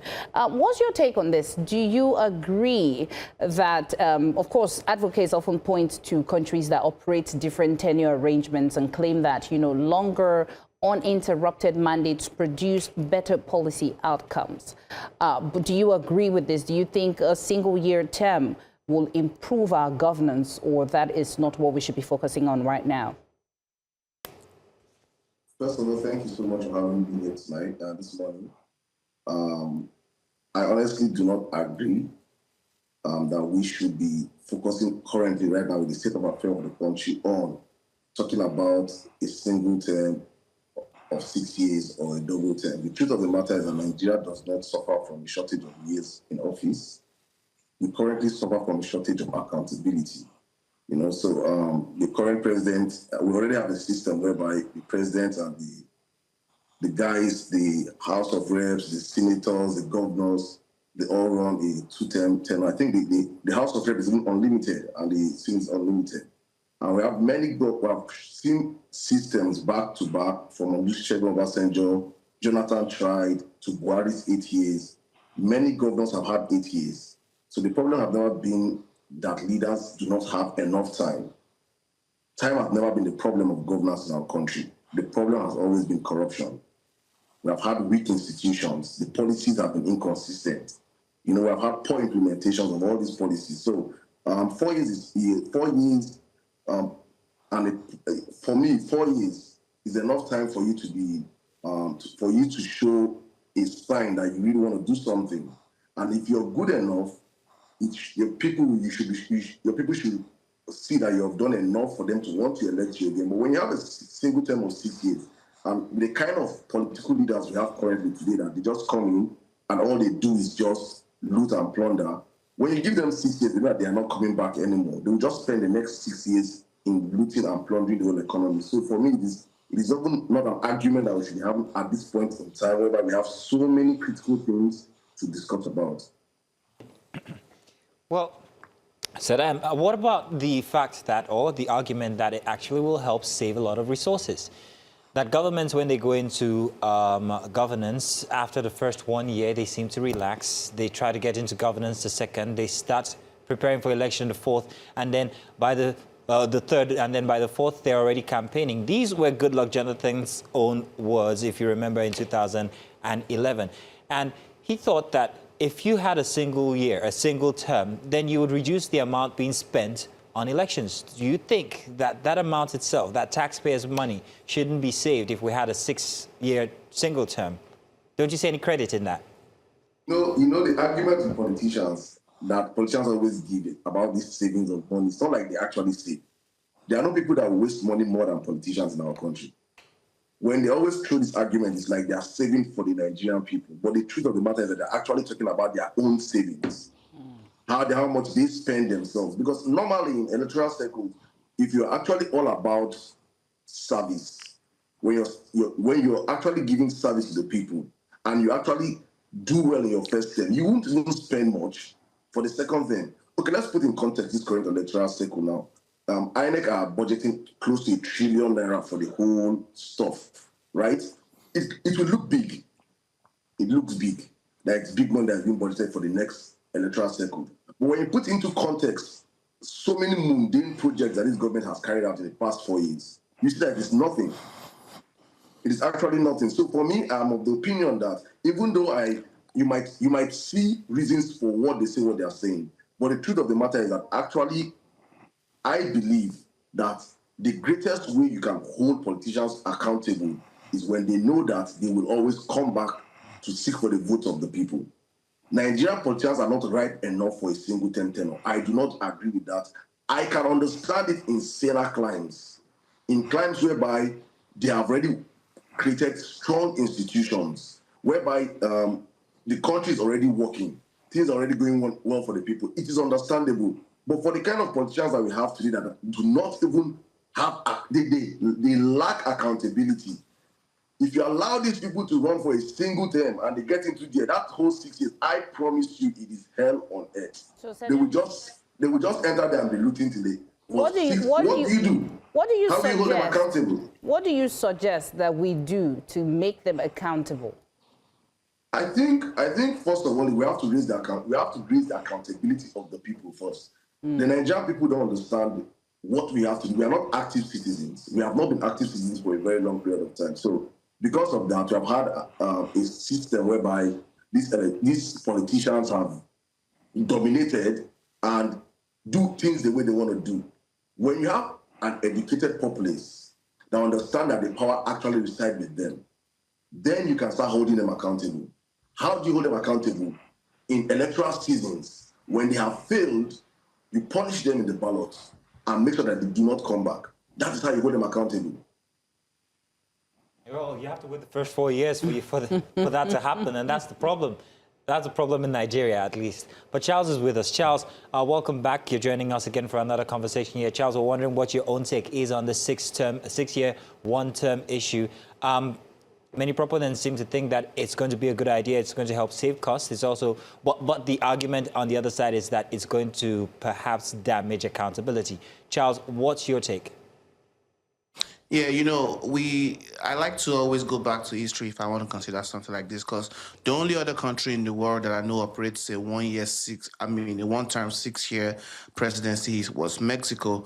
So when I look back at it and I saw that the reason why Mexico changed from a regular 4-year presidency to a 1-year system was because there was a revolution where the guy that came into power over the fact that the person before him was continually extending his term, also decided to do that for about another 20 years. So the final revolution then put that in their constitution. And if you look at it in the United States, that we kind of try to model our own democracy after, their presidents always never had term limits. They just followed it by tradition because George Washington, who was the first president, decided to walk away after 2 terms, right? So that was why during the lead up to the Second World War, FDR was the first person to use more than 2 terms. And the only reason he used more than 2 terms was because he knew that the Second World War was going to start, so he felt he needed to be there.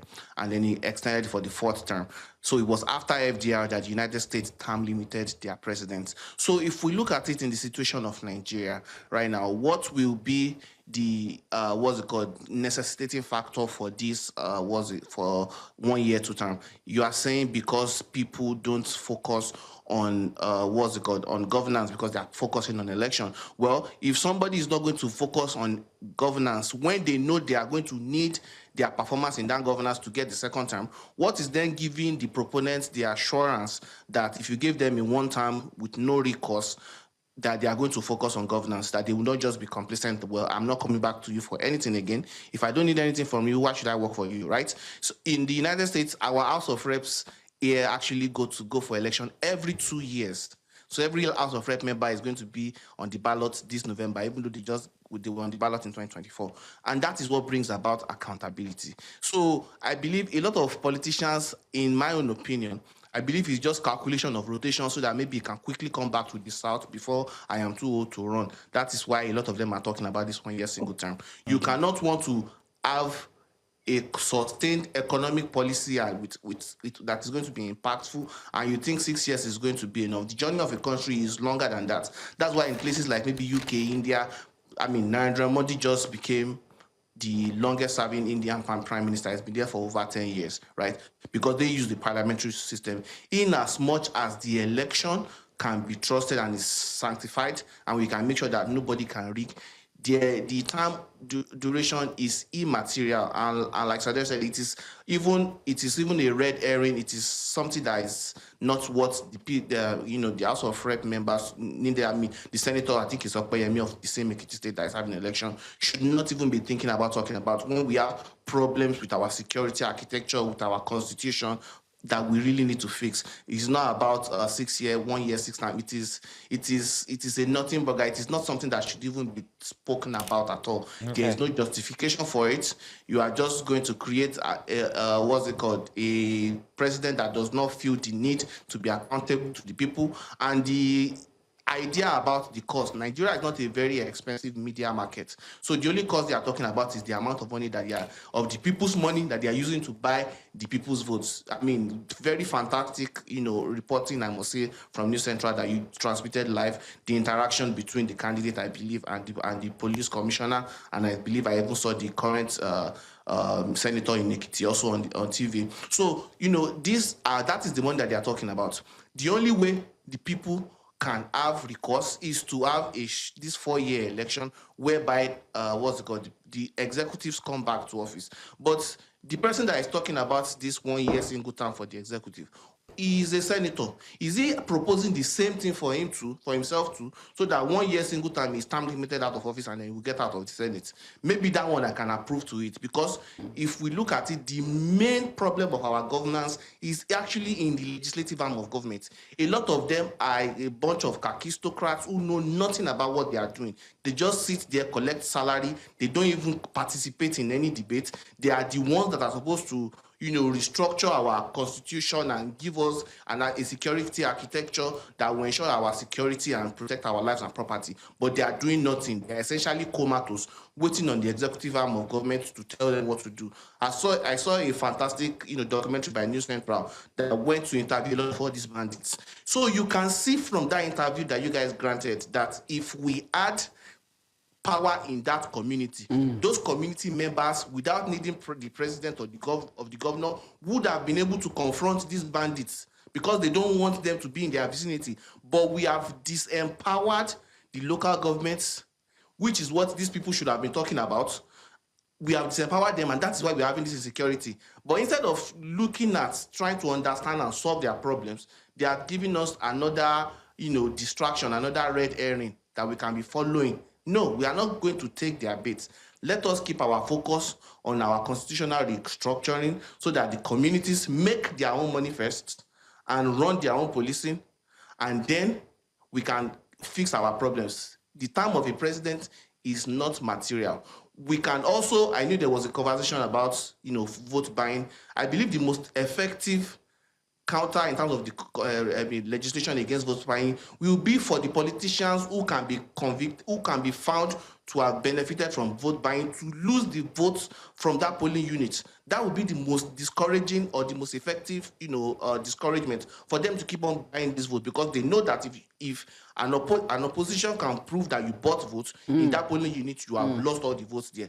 So we need to think, we need people who can think in that arm of government. Otherwise, we are just doomed. So to me, it is not an issue. That's what I want to say. Charles, let me use the word of a citizen that I've seen online that says, who do us like this? So based on all that you said, it seems like these issues are obvious. These weak institutions, corruption, poor enforcement of law, they are very obvious, but it seems like the people in power are not seeing it.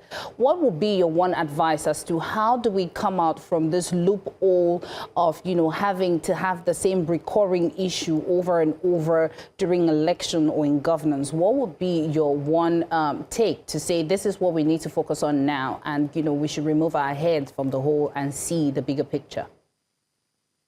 The thing that we need to focus on, thanks Lord Queen, the thing that we need to focus on is our constitution. You cannot be that the economy is bad, security is bad, and all those are functional problems, and you cannot be trying to fix those are functional manifestations, of structural problems, and you cannot be looking for functional solution to a structural problem. If the structure of your house is bad, you cannot go and plaster it. That structure is still bad. So that structure will cause a dysfunction later in the future. So the most important thing, if we don't fix that structural problem of our constitution, the over-centralization of everything, the fact that local governments cannot generate their money, so they don't even have any reason to want to protect their security or be competitive. If we look back to the origin of Nigeria, back in those days, the regions were competing against each other. Nnamdi Azikiwe built UNN. Akintola quickly had to go and build OAU. They built Ahmadu Bello University. There was that healthy competition. The Southwest was making money from cocoa, then rubber in the Midwest, palm oil in the in the east, the north was making groundnut, there was competition. So it is because these people are not going to collect federal allocation. They are not going to collect FAC. If we don't restructure our constitution and restructure our system of government and devolve power to the communities, we are always going to be running around in this loop. Definitely. So that is the one thing that we need to focus on. And right. I believe that sometimes I don't want to believe that our politicians are wicked. I don't want to believe that, because I think even when you tell them, if you call them wicked, they might even be proud of it, right? Because they don't really care. I mean, so I believe maybe they just don't know.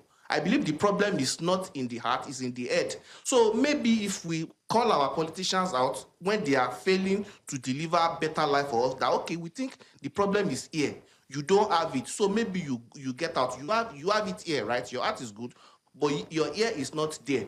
Maybe they will be ashamed, because a lot of them, their ego is what is more important for them. So when you tell them that the problem is here, they will be ashamed. They will want to deliver for us, because I really don't know. I'm fed up with Nigerian politicians. I really don't I watch the Senate, I watch the House of Rep. I see the conversations they are having. A lot of them, first off, don't even understand anything. Right. And that is where the problem. You have 100 and something people in Senate and 500 and something people, 700 and something people in House of Rep, and a lot of them don't have it here. How are we going to solve our problems? So that is one thing that I think Nigerians need to focus on and understand, that maybe we need better brains in the legislative arm of government, and then we will be making the laws that will be making our lives better, because the problems of Nigeria are not too difficult. Well, thank you so much, Charles. Saddam, would you agree with Charles? And what would you say in terms of 2027 election? Do you think that Nigerians will come out in their number based on, we're seeing insecurity, infrastructure going bad, no jobs, so many issues. It's like, it's crazy, inflation. Do you think that come 2027, the citizens will come out and say, you know what, we're choosing who we want to lead us into, a greater future? Saddam. All right, thank you very much, Queen. Honestly speaking, you cannot dictate Nigerians. You might, I might be able to say, I think, I feel, I wish, right? But when you look at how predominant the problems you're facing is today, you feel like many people might be dejected, many people might be worried. It is not upon us as people to push our people out to understand that the decisions we make next year will make or mar the next 4 years of our country or of our lives. Do we want to continue in the trajectory that we are in currently? Do you want to have a stop? Do you want to say, let us start a new course? Do you want to say, let us put a stopgap to the current problems we're having right now? It is up to us as a people. So I might want to, in my own circle, my ecosystem I have built, I have an ecosystem of people that are actually eager to come out in 2027. I'm seeing the political conversations on social media right now. It is getting more fierce. Nigerians are getting more involved, because the truth of the matter is that we are people that have, for so long, we have lived a life of self, a selfish life as a people. It's all about how can I provide for myself? How can I secure myself? How can I do this for myself? It is always self, right? And that's where we always have a problem as a people. But right now, we're having a government that is dealing with us, no matter where you are, big, small, middle, wherever you're standing on the aisle, this government does not care. Bad governance does not discriminate. It is actually showing us you can be the past minister of power, and your sister's children could be kidnapped, or you could be a little nobody somewhere, you could be kidnapped, or you could be an army general and you could be kidnapped. This government has shown that bad governance doesn't discriminate. So it is touching every single person, whether you're big or you're small. We have seen, this is the first time in my life I'm witnessing that actually the elite class in Nigeria are relocating their families out of the country. They have mansions in choice places across the country, but they're no longer residing here. Their wives and their children are already out of the country. It is showing something, that the system is actually collapsing. So we can always talk about these problems. Nigerians can always agitate for the problems. We are feeling the impact economically. The people are suffering. There's hardship everywhere. There's nothing working. You can point out and say policy. how does this policy affect the direct Nigerian? Right. Bad. So it is up to Nigerians to understand these conversations. I understand that the only way out, the only remedy out is to make sure that we participate in the electoral process. And this also goes back to the media, because we can always talk about these things. And if we don't have an orientation process whereby the media is pushing Nigerians out to understand that it is your duty to go get your PVC, to register story first, to go get your PVC, and to make sure you participate in the process come next year.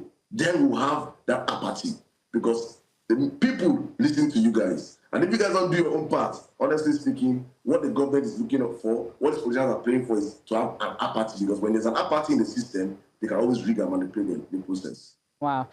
Thank you so much, Emir Saddam and Charles Oludare, for joining us and having this conversation. We do appreciate your time. Thank you so much. Thank you. Now we're still having the ballot, and we'll go on a short break. When we return, we'll continue to move across different states to talk to our correspondent concerning the by-election and election. Do stay with us. Don't go anywhere.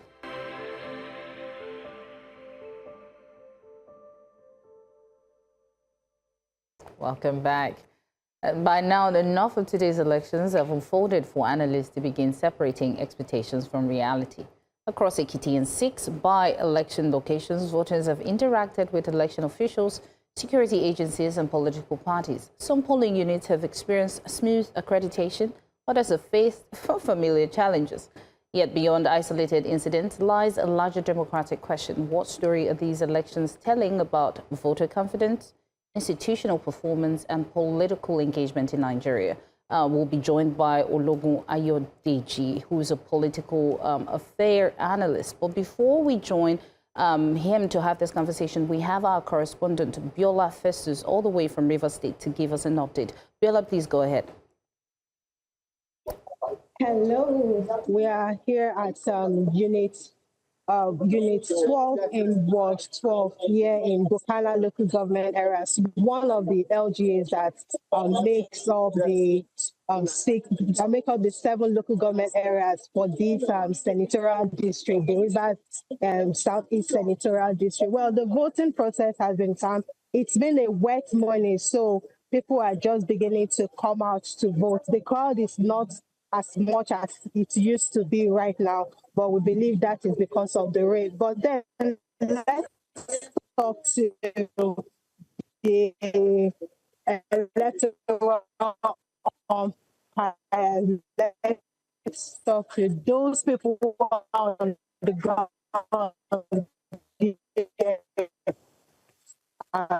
to make this process work. Let's hear what they well done on the job you are doing. This process being so far. Because that the turnout is low, with the small beavers is working. Yes. Okay, thank you. You have something else to tell us?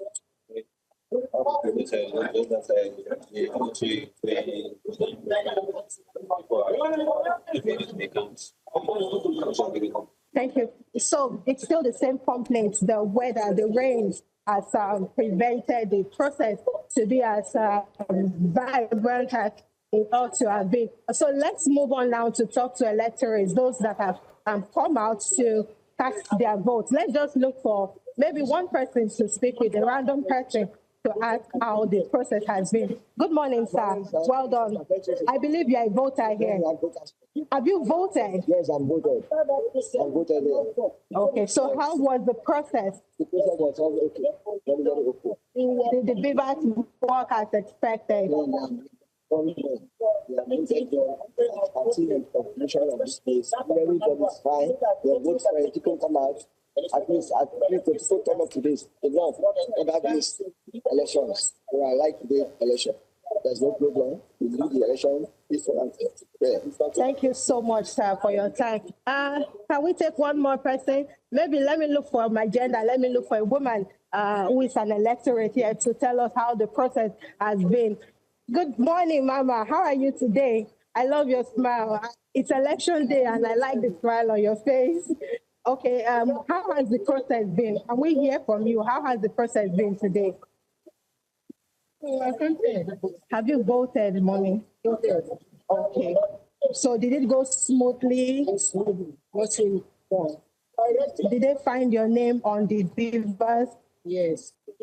All right. Thank you so much, Mama. So, Mommy is all smiling. She's happy. She said she has just voted. We are still monitoring the situation, and we'll see how it goes from now onward. Well, thank you very much, Biola Festus. We'll continue to come back to you for more details from your location on the by-elections happening there. But for now, we're going to go back to our guests, whom we introduced from before. Ayodeji Ologun is joining us to talk about the by-elections. Ayodeji, good afternoon, or rather good morning, and welcome. Thank you very much for joining us. Good morning. Thank you for having me. So, Ayodeji, one of the most striking findings from recent elections globally is that citizens increasingly question whether politics improves their lives. And I'm wondering whether you agree with this, whether there's evidence of that kind of sentiment in today's turnout and patterns as we can see across the country. Well, I think the major issue has always been the distrust between the governed and the government and the government. And that has widened the gap of trust between the people who continually question the import or the effect of democracy on their daily life. But for the benefit of doubt, it must be said and put on record that democracy remains the best form of government anybody can think of, because it is a government or a form of government that allows the people to have not just their say, but to also have their way in ensuring that it is only one of them to whom their right is freely given that leads them. We may be having challenges, particularly in Nigeria, with leadership, whereby people continually to question the quality of leadership and the kind of people that are governing them.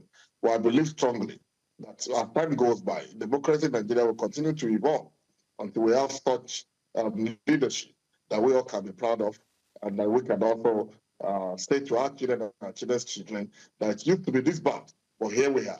It's looking so good. If for any reason the turnout remains significantly below what the PVC collection figures what should political parties learn from that? Well, I think the political parties are not doing well enough in terms of mobilization. Of course, when you ask them, they will tell you it is not their duty to mobilize people to vote. Their duty is to share their manifesto, their plans with the people, and that should inspire the people to vote. That should be the duty of INEC, to educate the people and to mobilize them to vote, without putting the blame anywhere.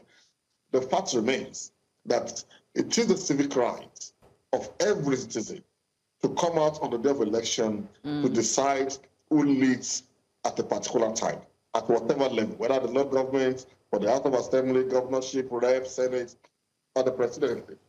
It is the duty, the civic right of everybody to determine who leads. But the problem has always been two things. Number one, like it was earlier discussed, the people have lost confidence in the process. People will tell you, oh, our vote does not count. They've decided who they want, have an issue. Even if we vote and we elect who we want, they can decide to go to court and overturn whatever our choices are.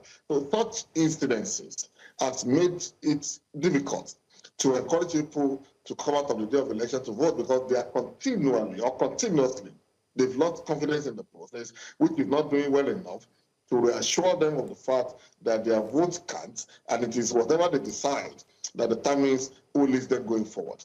On the other hand, too, a couple of times, people have become so disappointed by the kind of leadership that they eventually vote into power. When they are going to the polls, they go with a lot of enthusiasm, hoping that whoever they are voting will bring a change to their life, will bring a change to their community, will enhance their exposure, will open up their farmlands, and even connect them to power grid, as the case may be. A lot of expectation. But in most cases, as soon as elected officers are elected to public offices, they become islanders. They become people that you cannot even reach. They become people that you cannot even talk to. They become people you cannot even ask questions. They become people that have become almost untouchable. And even when people revolt, they still use the apparatus of the state to suppress the opinion and the demands of the people. All of this put together has made people to lose confidence in the people. But we must continually, as individuals, as organizations, as the people, continue to encourage ourselves to know that the best thing that can happen to us is we deciding who leads us at a particular time. And for as long as democracy wants that opportunity, we must keep faith with the democratic process. Okay, thank you so much. We're now joined by NLB, who's in a situation room in Ekiti State. NLB, thank you for joining us. Please, can you give us an update of what's happening there, the voters' turnout and INEC performance so far? Good morning, and thank you for having me here. You're welcome. I think one of the key things that we try to look at from the beginning of the election is the timing of people, of INEC's arrival at the polling units. All the mobilizations and everything has been very, very peaceful. Most of, we can say about 90%, in terms of material arriving at the different destinations with INEC workers, the ad hoc workers, and the police and the civil defense, and a host of others arriving at the venue. So I think it's one of the earliest, what Ekiti is known for this.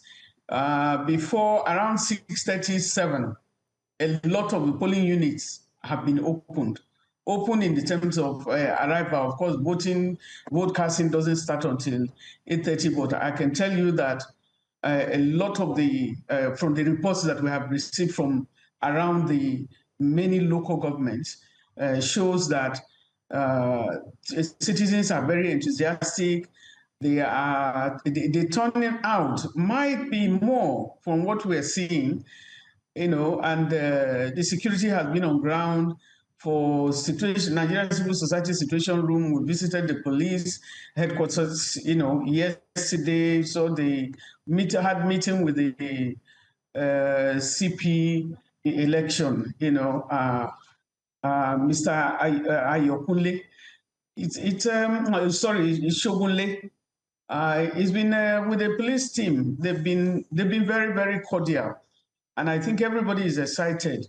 In a few places, you have beavers malfunctioning, and we've escalated that. We're receiving reports from the observers, and as soon as we report, some of the issues have been resolved.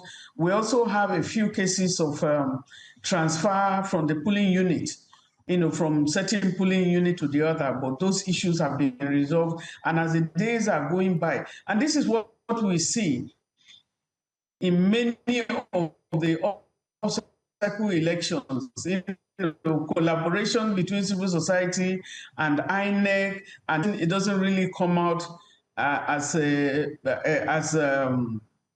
beautiful in the general election.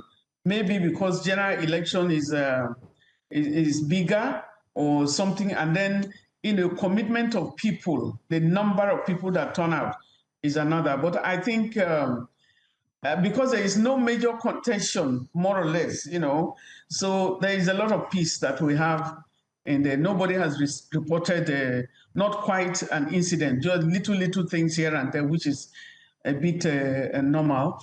But I can tell you that most of the PUs, the reports we are getting from Ekiti South, from Ado Ekiti, Ijero, Irepodun, Ifelodun, Imure, and Igbo Ikole. Ile Meji, they're also doing well. Everybody seems to have been ready by 7. From the racks, in one of the areas, I think it's only that rack that we have about 748. They were just dispatching, from that rack, which is a source of concern, but we are told that voting has started in most of these areas. So, Ms. Obi, I was wondering if you were going to compare these by-elections to previous by-elections, would you say there has been some sort of improvement, even if there is no major opposition like you have just noted? Does it give democracy any hope? Well, I won't say there is no major contention or major opposition, but it's going on peacefully. From the past by-election, by this time, sometimes we had violent eruptions the night before. We've always had that report. And then when you are going out, everybody is on edge. the calmness with which the deployment of the security agents is also a plus, you know, and we see the security agents really trying to guard and disallow. In one or two of the polling units, we found out that the police tried to insist on the party agents not assisting voters because they were getting too close, and the police was able to prevent them. I think it's too early to say what is going on. We are still reporting, you know, getting reports from the field, and the reports are showing that voting is going on progressively. We haven't gotten, you know, where we have party agents assisting voter after police officer had warned him severally from all his abnormalities. You know, you find some people are insistent, they are monitoring. Once the police is not looking, the police people are not looking, they start moving. I think from all of the reports we're getting, things are going on better. We haven't gotten negative reports yet, so we wait and see. All right, Ms. Obi, one more question. What about apathy? Is it too early to measure with what you've seen now, voter apathy or lack of it? The turnout early, you know, the turnout seems to be very, very early because massive turnout from the beginning of the day. We are thinking, because if you look at the election so far in terms of voter apathy, it has been on the decline, you know, especially for, you know, for Ekiti. The last election, which was the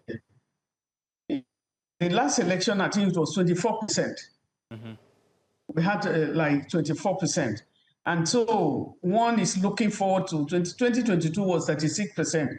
2018 was like 36, 41, 44%.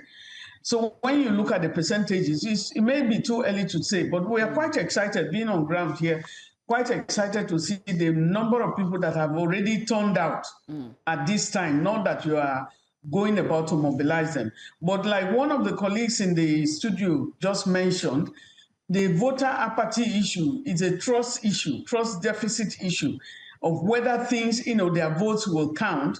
And over the years, we need to build that. We need to let citizens really get to the point where everybody is mobilizing and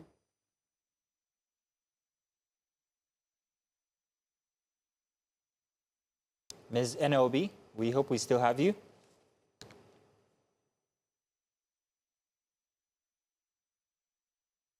I think she might be frozen. Yes, I think she is. While we wait for her to come back to comment, we still have Ologun Ayodeji with us. Mr. Ayodeji, thank you for being patient and staying with us. I think now the question I want to ask you is, we saw in a particular polling unit that the beavers were having issues to, you know, identify some older people's faces. And, you know, they made comments like they will probably have to go back and, you know, recapture. And we've been hearing that INEC is saying that they are ready for elections, and this is just a few months to 2027.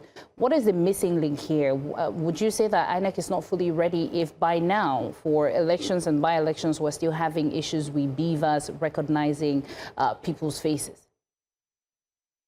Well, I think from the report that personally I received from some of my colleagues from the field of observers in Ekiti, two things have characterized this election. Number one is the fact that, just like you rightly pointed out, that the beavers machine is failing to capture people. Number two, the beavers machine is also reported to be slow in recognizing voter card and the rest of them. And this, for me, is a sign of lack of preparedness on the part of INEC. This is an off-season election, and it is expected that there is more than enough human resources and materials available to INEC. I would not have expected, anyway, that in today's election in Ekiti, INEC will have provided anything less than at least 2 beavers machines per polling unit. Because, of course, being an off-cycle election, there is more than enough that could have been taken from other states and recalibrated to fit into the purpose of today's election. So if by now, at about 12 noon, the voting is slow because the vote machine is failing to recognize people, and in the case where it recognizes, it takes too long to reach the voter card and capture. It shows to me that INEC has not done its homework well enough. They had months, weeks to prepare for this election. Every Beavers machine that was deployed in today's election should have been properly recalibrated, should have been properly checked to see how effective they would be on the day of election. So for us, having reports of this challenge on a critical day like this in the governorship election in the Ekiti State, for me shows the concern that individuals and the organization has shown about INEC, lackadaisical attitude, lack of adequate preparedness, and not giving results when it is most needed. All of these are shortfall on the part of INEC, and it's not looking good in boosting or rejuvenating the confidence of the people in the entire process. Mr. Ologun, so we've just spoken with Ms. NLB, and she told us, in fact, not just her, we also spoke to another respondent who told us about the fact that last elections in Ekiti, voter turnout against PVC collection was at 24%. It was much higher than that before, and much higher than that even before that. So if we see anything less than 24% this elections in Ekiti, what is that indicative of when it comes to the people's inclination or the climb in Ekiti or the political culture? Well, it's not just about Ekiti only. It's a reflection of what relevance with us as our people. And I often say this, that 24% is not good enough a result. If you want to put it on aggregates, and I'm talking about the last governorship election. So if at the end of today's vote, at the end of today's election right now, the turnout shows a decline in the 24% that was recorded last year, then there is a big reason to be worried. There's a big reason to feel concerned, because what we are simply propagating is that the worst of us is going to be leading the rest of us. I believe this, that election affords FCC the opportunity to go out on the election to choose who leads going forward. That is your valid right. That is your valid path in challenging authorities, in asking questions for public office holders. So even for the day of election, only 24%, like recorded last year, of the people that collected PVC are the ones that came out to vote. What you have simply done is to put the destiny of 100 people in the hand of 24 people by aggregate, which is in itself failing. If anybody goes to go and score 24 out of 100, you are likely going to have gotten an F or at most an E. So which means our electoral process is failing, is declining, and we should be worried, because it means that the leaders we're producing are going to be the worst of us. Because if only the remaining percentage are come out of the day of election, and their vote has been otherwise than what the 24%, like we saw last year, has casted, that means the results might have been entirely different. Imagine 50% of those that did not vote in the previous election coming out to vote in this election and having a different candidate against what the likely 24 usual percentage will have. It will show that the decision or the desire of the majority will take preeminence. So if 24% of us have to be deciding for us who will lead the rest of us, we are simply giving room to the worst of us leading the best of us. And it calls for worry, because it shows a decline in the quality of leaders that we'll be getting going forward. Well, Mr. Adeji, let's talk about loyalty. In terms of voters' loyalty, we see that it looks like a lot of voters are more loyal to performance than parties. And of course, we've seen creation of a lot of political parties in Nigeria and defections and coalitions. And, you know, once a leader moves from one party to the another, so does the supporters. Would you say that this is damaging to the democracy that is called Nigeria? It's quite damaging, and I must differ a little from you in that opinion. I think the problem with other people is that the ordinary people are not the one that are actually carrying out the voting exercise, and I'm talking from experience. Most of the time, the aggregate of people that vote in the election has always been majorly members of a political party, or those that have affiliation with one political party or the other, or who have a relative contesting in an election. the ordinary people whose lives need to be touched or whose life will be determined, whose trajectory of living will be determined by the leaders, don't come out on the day of election to vote. So you leave voting in the hand of politicians who have interests other than the collective good. Their interest is either party-based, their loyalty to party, their loyalty to an individual who they believe that by the time he assumes office, will appoint them as SSA, as SSA, and somebody in their family too will be in government. Some of the time, if not all of the time, these has been the indices determining the turnout of voters in an election. And that is why the real people, the people that the policy of government will affect, sit back on the day of election and fail to vote. And then they continue to complain about the kind of leadership that they get. Because what you are simply doing is to leave the worst of you to least the best of you, because those best fail to come out on the day of election. So until we begin to have a reorientation, until we begin to push out, to push the airlines particularly, to begin to let the airlines know that they have a responsibility to educate those who are not as elitist as them, to know that the choice of who leads us is critical in governance, is critical in delivering of democratic benefits. We would be continuing to get it very long. So because of the stance now,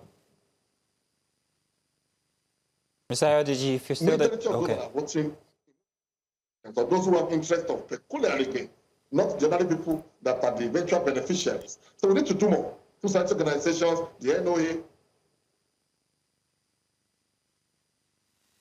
All right, Mr. Ayodeji, thank you very much. I think we heard much of what you said there. It might have cut off at the end, but we heard most of what you said. Ms. NLB, let's come back to you. Let's talk about history. Let's talk about 1993 elections. I think we were together on June 12, and we spoke about what the 1993 elections were like. And I'd like to touch on something there. Let's go a bit historic. Now, first off, Queen, what are we seeing on the screen? Oh, that's the live view of Governor Yebanji getting ready to vote. This is in Ekiti State. Yes. Casting is up. Yes. We'll continue to bring you live updates and details and visuals. But Ms. Enobi, let's come back to you now. I was talking about 1993 elections. It was such a simple process. It was just come, line up, vote, and then go. And you also said that you had plenty of experience when it comes to the June 12 issue and the struggles through it all. And I'm wondering what you think, seeing that and then also observing what's going on here today, where we have different layers of security when it comes to results, casting of votes, counting of votes, and all of that. How different is the process now? And when you compare the trust level from what it was back then to the trust level of what it is now, how different is it?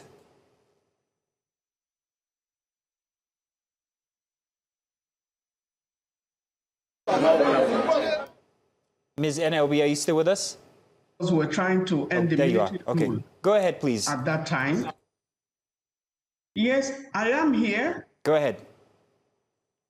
Okay, there was a lot of zeal in terms of patriotism, and there was a huge activism, backup from the activist environment, from the civil society, in a struggle towards democracy. Option A4 by Professor Humphrey Nwosu, was a case of, I think we had a lot of patriotic Nigerians who were involved in the conduct of the election. Humphrey Nwosu stood very tall in terms of moving towards having a free and fair election. The military has charged him to conduct a free and fair election. But when towards the end of the election, when the election ended, and Ms. Obi, just a second, ma'am. We have to take a listen to what the governor is saying in Ekiti State. Let's take a listen. We'll come back to you answering that question in a bit. On INEC's processes. So it was seamless, and I'm satisfied with what INEC has put in place for this election. Can we do this outside? Can we do this outside? Let's do this outside. Shift back, shift back. Everybody shift back. Shift back, everybody shift back. Spread out. Spread out. All of you outside. Spread out. Shift back. Then everybody shift back. Let's spread out. Spread out.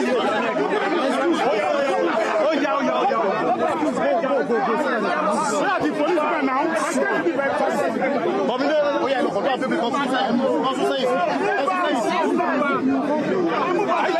it? Yes. Just wait. Move back a little. Move back a little.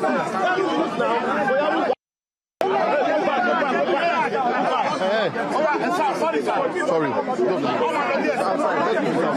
Outside. What are you seeing?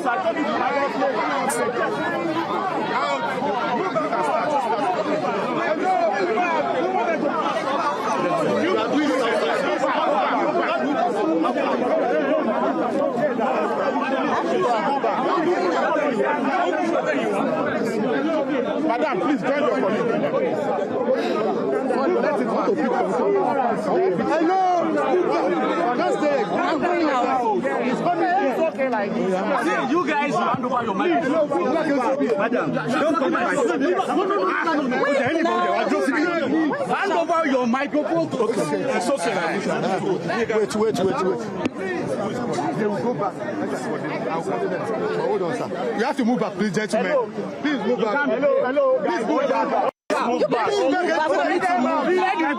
Let's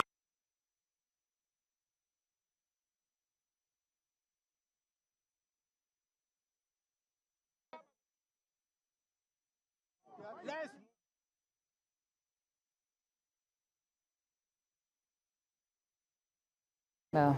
Visuals there from Ekiti, where we see the governor there casting his votes.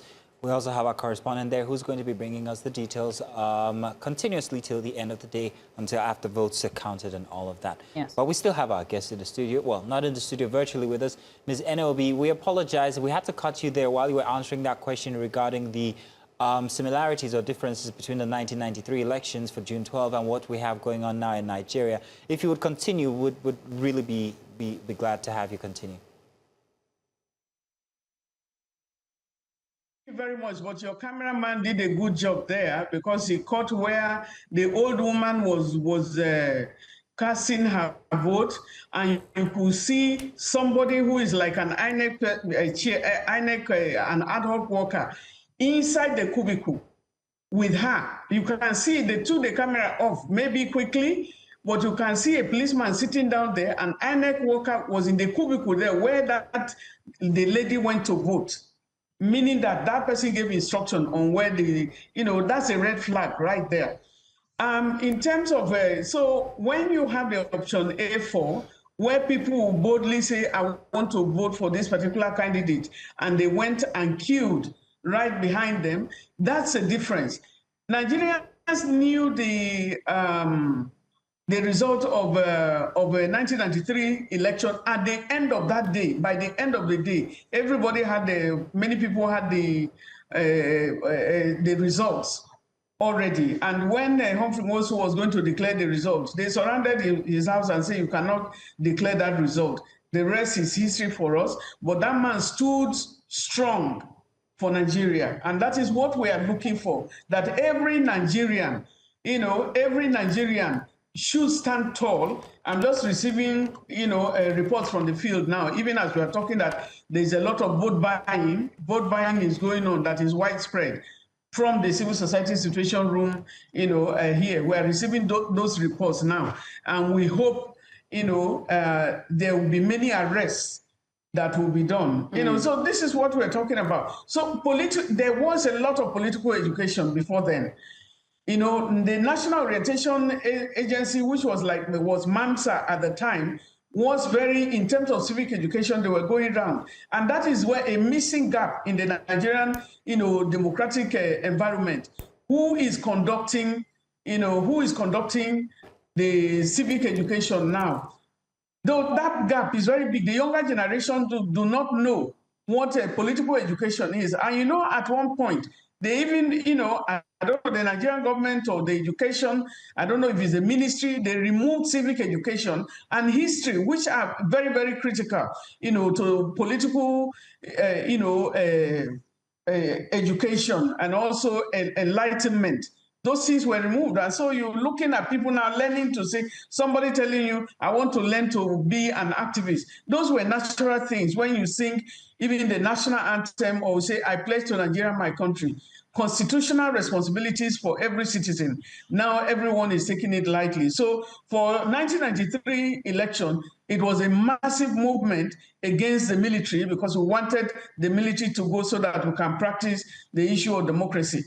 You can see on your screen right now, you are seeing somebody, this woman was basically voted for, and they are leading her to put it. So this is not the way that the systems can grow.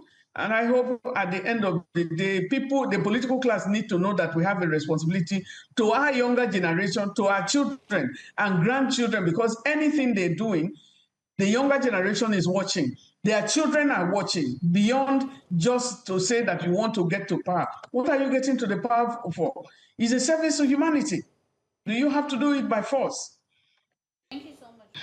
But we're just watching. Yes.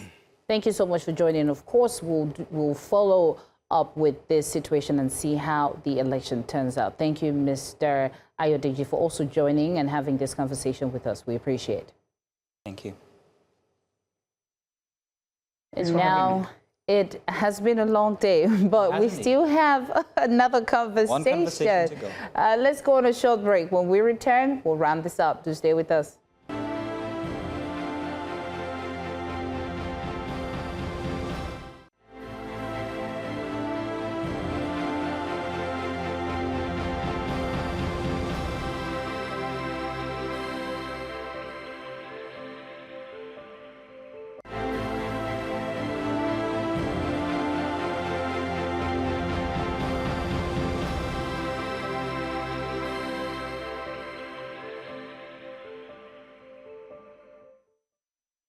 Welcome back. Now, before we go into our last conversation for Breakfast Extra, let's move to our correspondent, Victor Mbadike, who's in Ekiti, to give us an update. Victor, please, can you give us an update of what's happening where you are right now?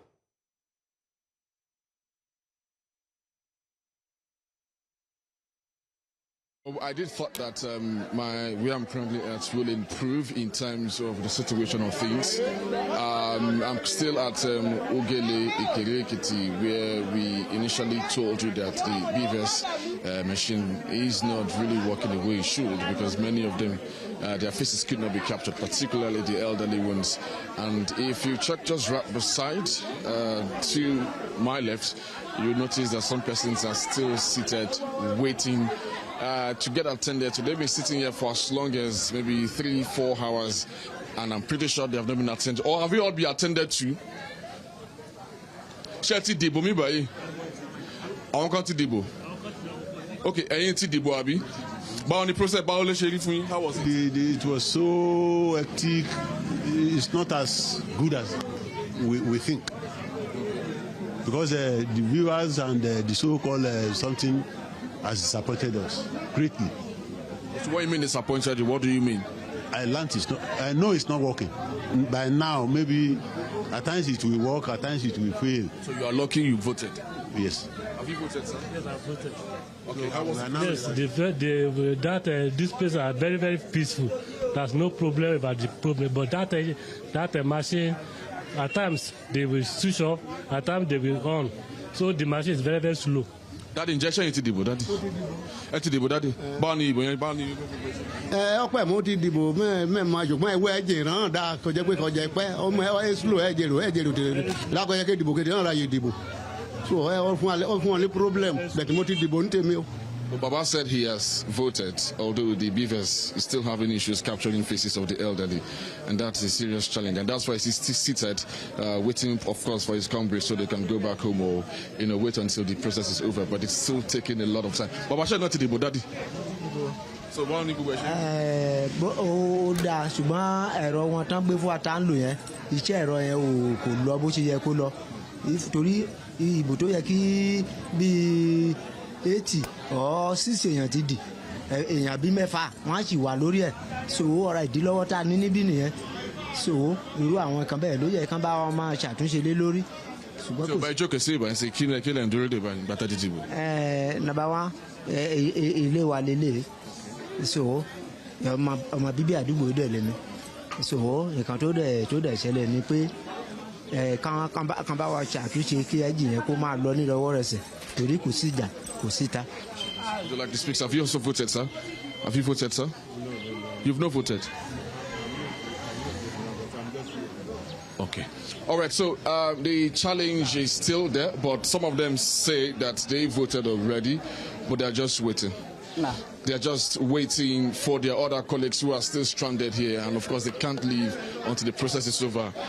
So that's a very serious challenge. The crowd is still very much, about 80% of the crowd are still here. They've not been able to vote. Well, all right, that's the situation right here from Ugele Polling Unit 6 here at Ekiti, guys. Well, thank you so much, Victor, for that update. Of course, we will follow up during the course of the day and see what happens.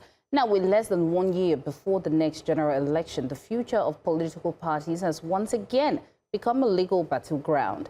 The African Democratic Congress, ADC, recently secured a major reprieve after the Court of Appeal halted the enforcement of a judgment that could have led to its deregistration. The case has reignited an important debate. How many political parties should Nigeria have? Should electoral performance determine a party's right to exist? And where should the balance lie between political competition and electoral efficiency? For smaller parties, the case is about democratic inclusion. For critics, it is about preventing a crowded political space filled with inactive platforms. And as political realignments accelerate ahead of 2027, the outcome of this legal battle could shape the choices ultimately available to Nigerian voters. And joining us now is ADC chieftain and public affairs analyst Olalekan Ajolaya. Good morning, Olalekan. Thank you for joining us. Good morning, Lekan. Good to have you here. Lekan, we have very little time, so I'm just going to jump right into it. First of all, there was a deregistration, and then there was a stay on that decision to deregister. So we're a bit confused exactly what the ADC didn't do right in the first place and how come they got this stay on execution again. Yeah, so it was a distraction what we got from Justice Peter Lifu on the 15th of June, right? Because on the 22nd of May, the appeal court had stayed for further proceedings on that particular issue. So what happened was the highest form of judicial impertinence, perpetrated by Justice Peter Lifu. And of course, as a party, we have told the NJC to investigate that abuse of court processes, right? And the following day, after he gave a counter judgment on the 15th, on the 16th, the appeal court came up to affirm its position that you have been suspended from hearing this matter. We have stayed execution on this matter, right? So I mean, anyone who perpetrates what Justice Peter Lifu has done, is misfit for the bar, and of course it amounts to judicial rascality. What were the details to which the deregistration was predicated upon from before, even if they were false according to your party? Well, they were false, what were they exactly, first off?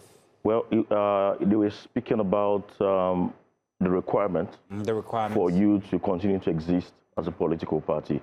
By the grace of God, our party, we have legislators, we have senators, we have House of Rep members, we have State House of Assembly members. I mean, so it was a no case, right? We have fulfilled all the requirements, and INEC has come out with a counter affidavit to say that we are the institution saddled with the responsibility to register, deregister, or supervise the existence of political parties. And INEC filed a counter affidavit to say that we have ADC and 4 other parties that were mentioned in that judgment have fulfilled, the requirement, for registration. You understand? So it was no place, you understand, in the position of Justice Lifu or the court to determine who, fulfilled the requirement. INEC, I mean, in their response, they said that even they got to know about that judgment in the news. So they were not even, carried along. They were not served. It was an underground judgment. It was a judgment on sale. But by the grace of God, we are over and above that as a party, and we are concentrating on 2027. Right. So we know that it was the NFFL that brought this to the court to say parties should be deregistered.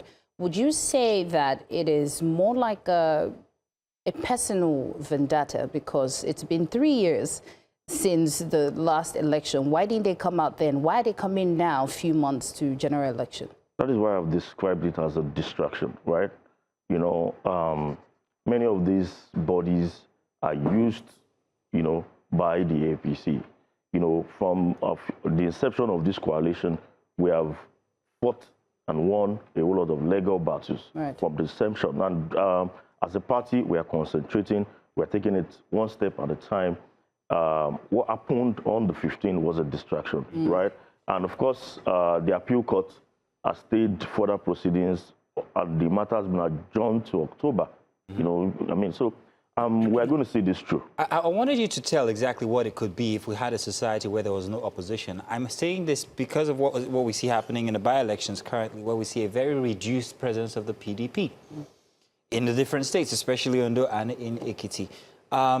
The argument this morning was that this could make the incumbent government to actually just stay lax. There's no real opposition. These small parties can't take us. So in the case where this deregistration was possible, noting that the ADC is actually a frontier for coalitions opposition, what would Nigeria, or what could Nigeria face in such a system where there's no real opposition? Well, the beauty of democracy is multi-party system, right? It gives us option to choose and decide, you know, the freedom of choice and liberty, you understand? So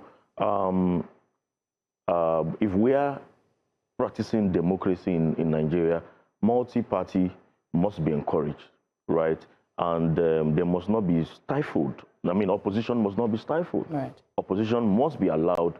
I mean, even the ruling government is a product of opposition. They started from AD, Alliance for Democracy, to AC, to ACN, to APC. You know, at a time, AD was only existed in Lagos as a governor, right? So they moved from Lagos, they captured other states, and today they are the ruling party, right? So, I mean, they should encourage opposition, and of course, that way, our democracy is going to thrive. Listen, we really wish that we could stay and ask you more questions regarding the situation with the ADC, but tell you what we're going to do. We're going to hand you over to our next set of hosts who will be continuing with the ballot here on News Central. So don't go anywhere, because I'm sure they've got tons of questions, and I've got a couple I'd like to transfer. I've got a couple of questions I'd like to transfer over to them to ask you, however. But thank you very much for being patient with us and staying with us through the observation of the ballot for the by-elections as we're covering it through the entire country with our correspondents across. So do stay tuned here on News Central. Myself and Queen Celestine will be taking a back seat. We're still around, however, while we're giving the opportunity or the baton to our colleagues to continue with the observation. Leka is still going to be here with us as we have more questions to ask him regarding the instance of the ADC deregistration and how it plays into democracy here today, as that seems to be what we're voting for. Yes. So and we'll see you tomorrow for Breakfast Extra. Yes. Extra this time. Goodbye. Bye-bye from us.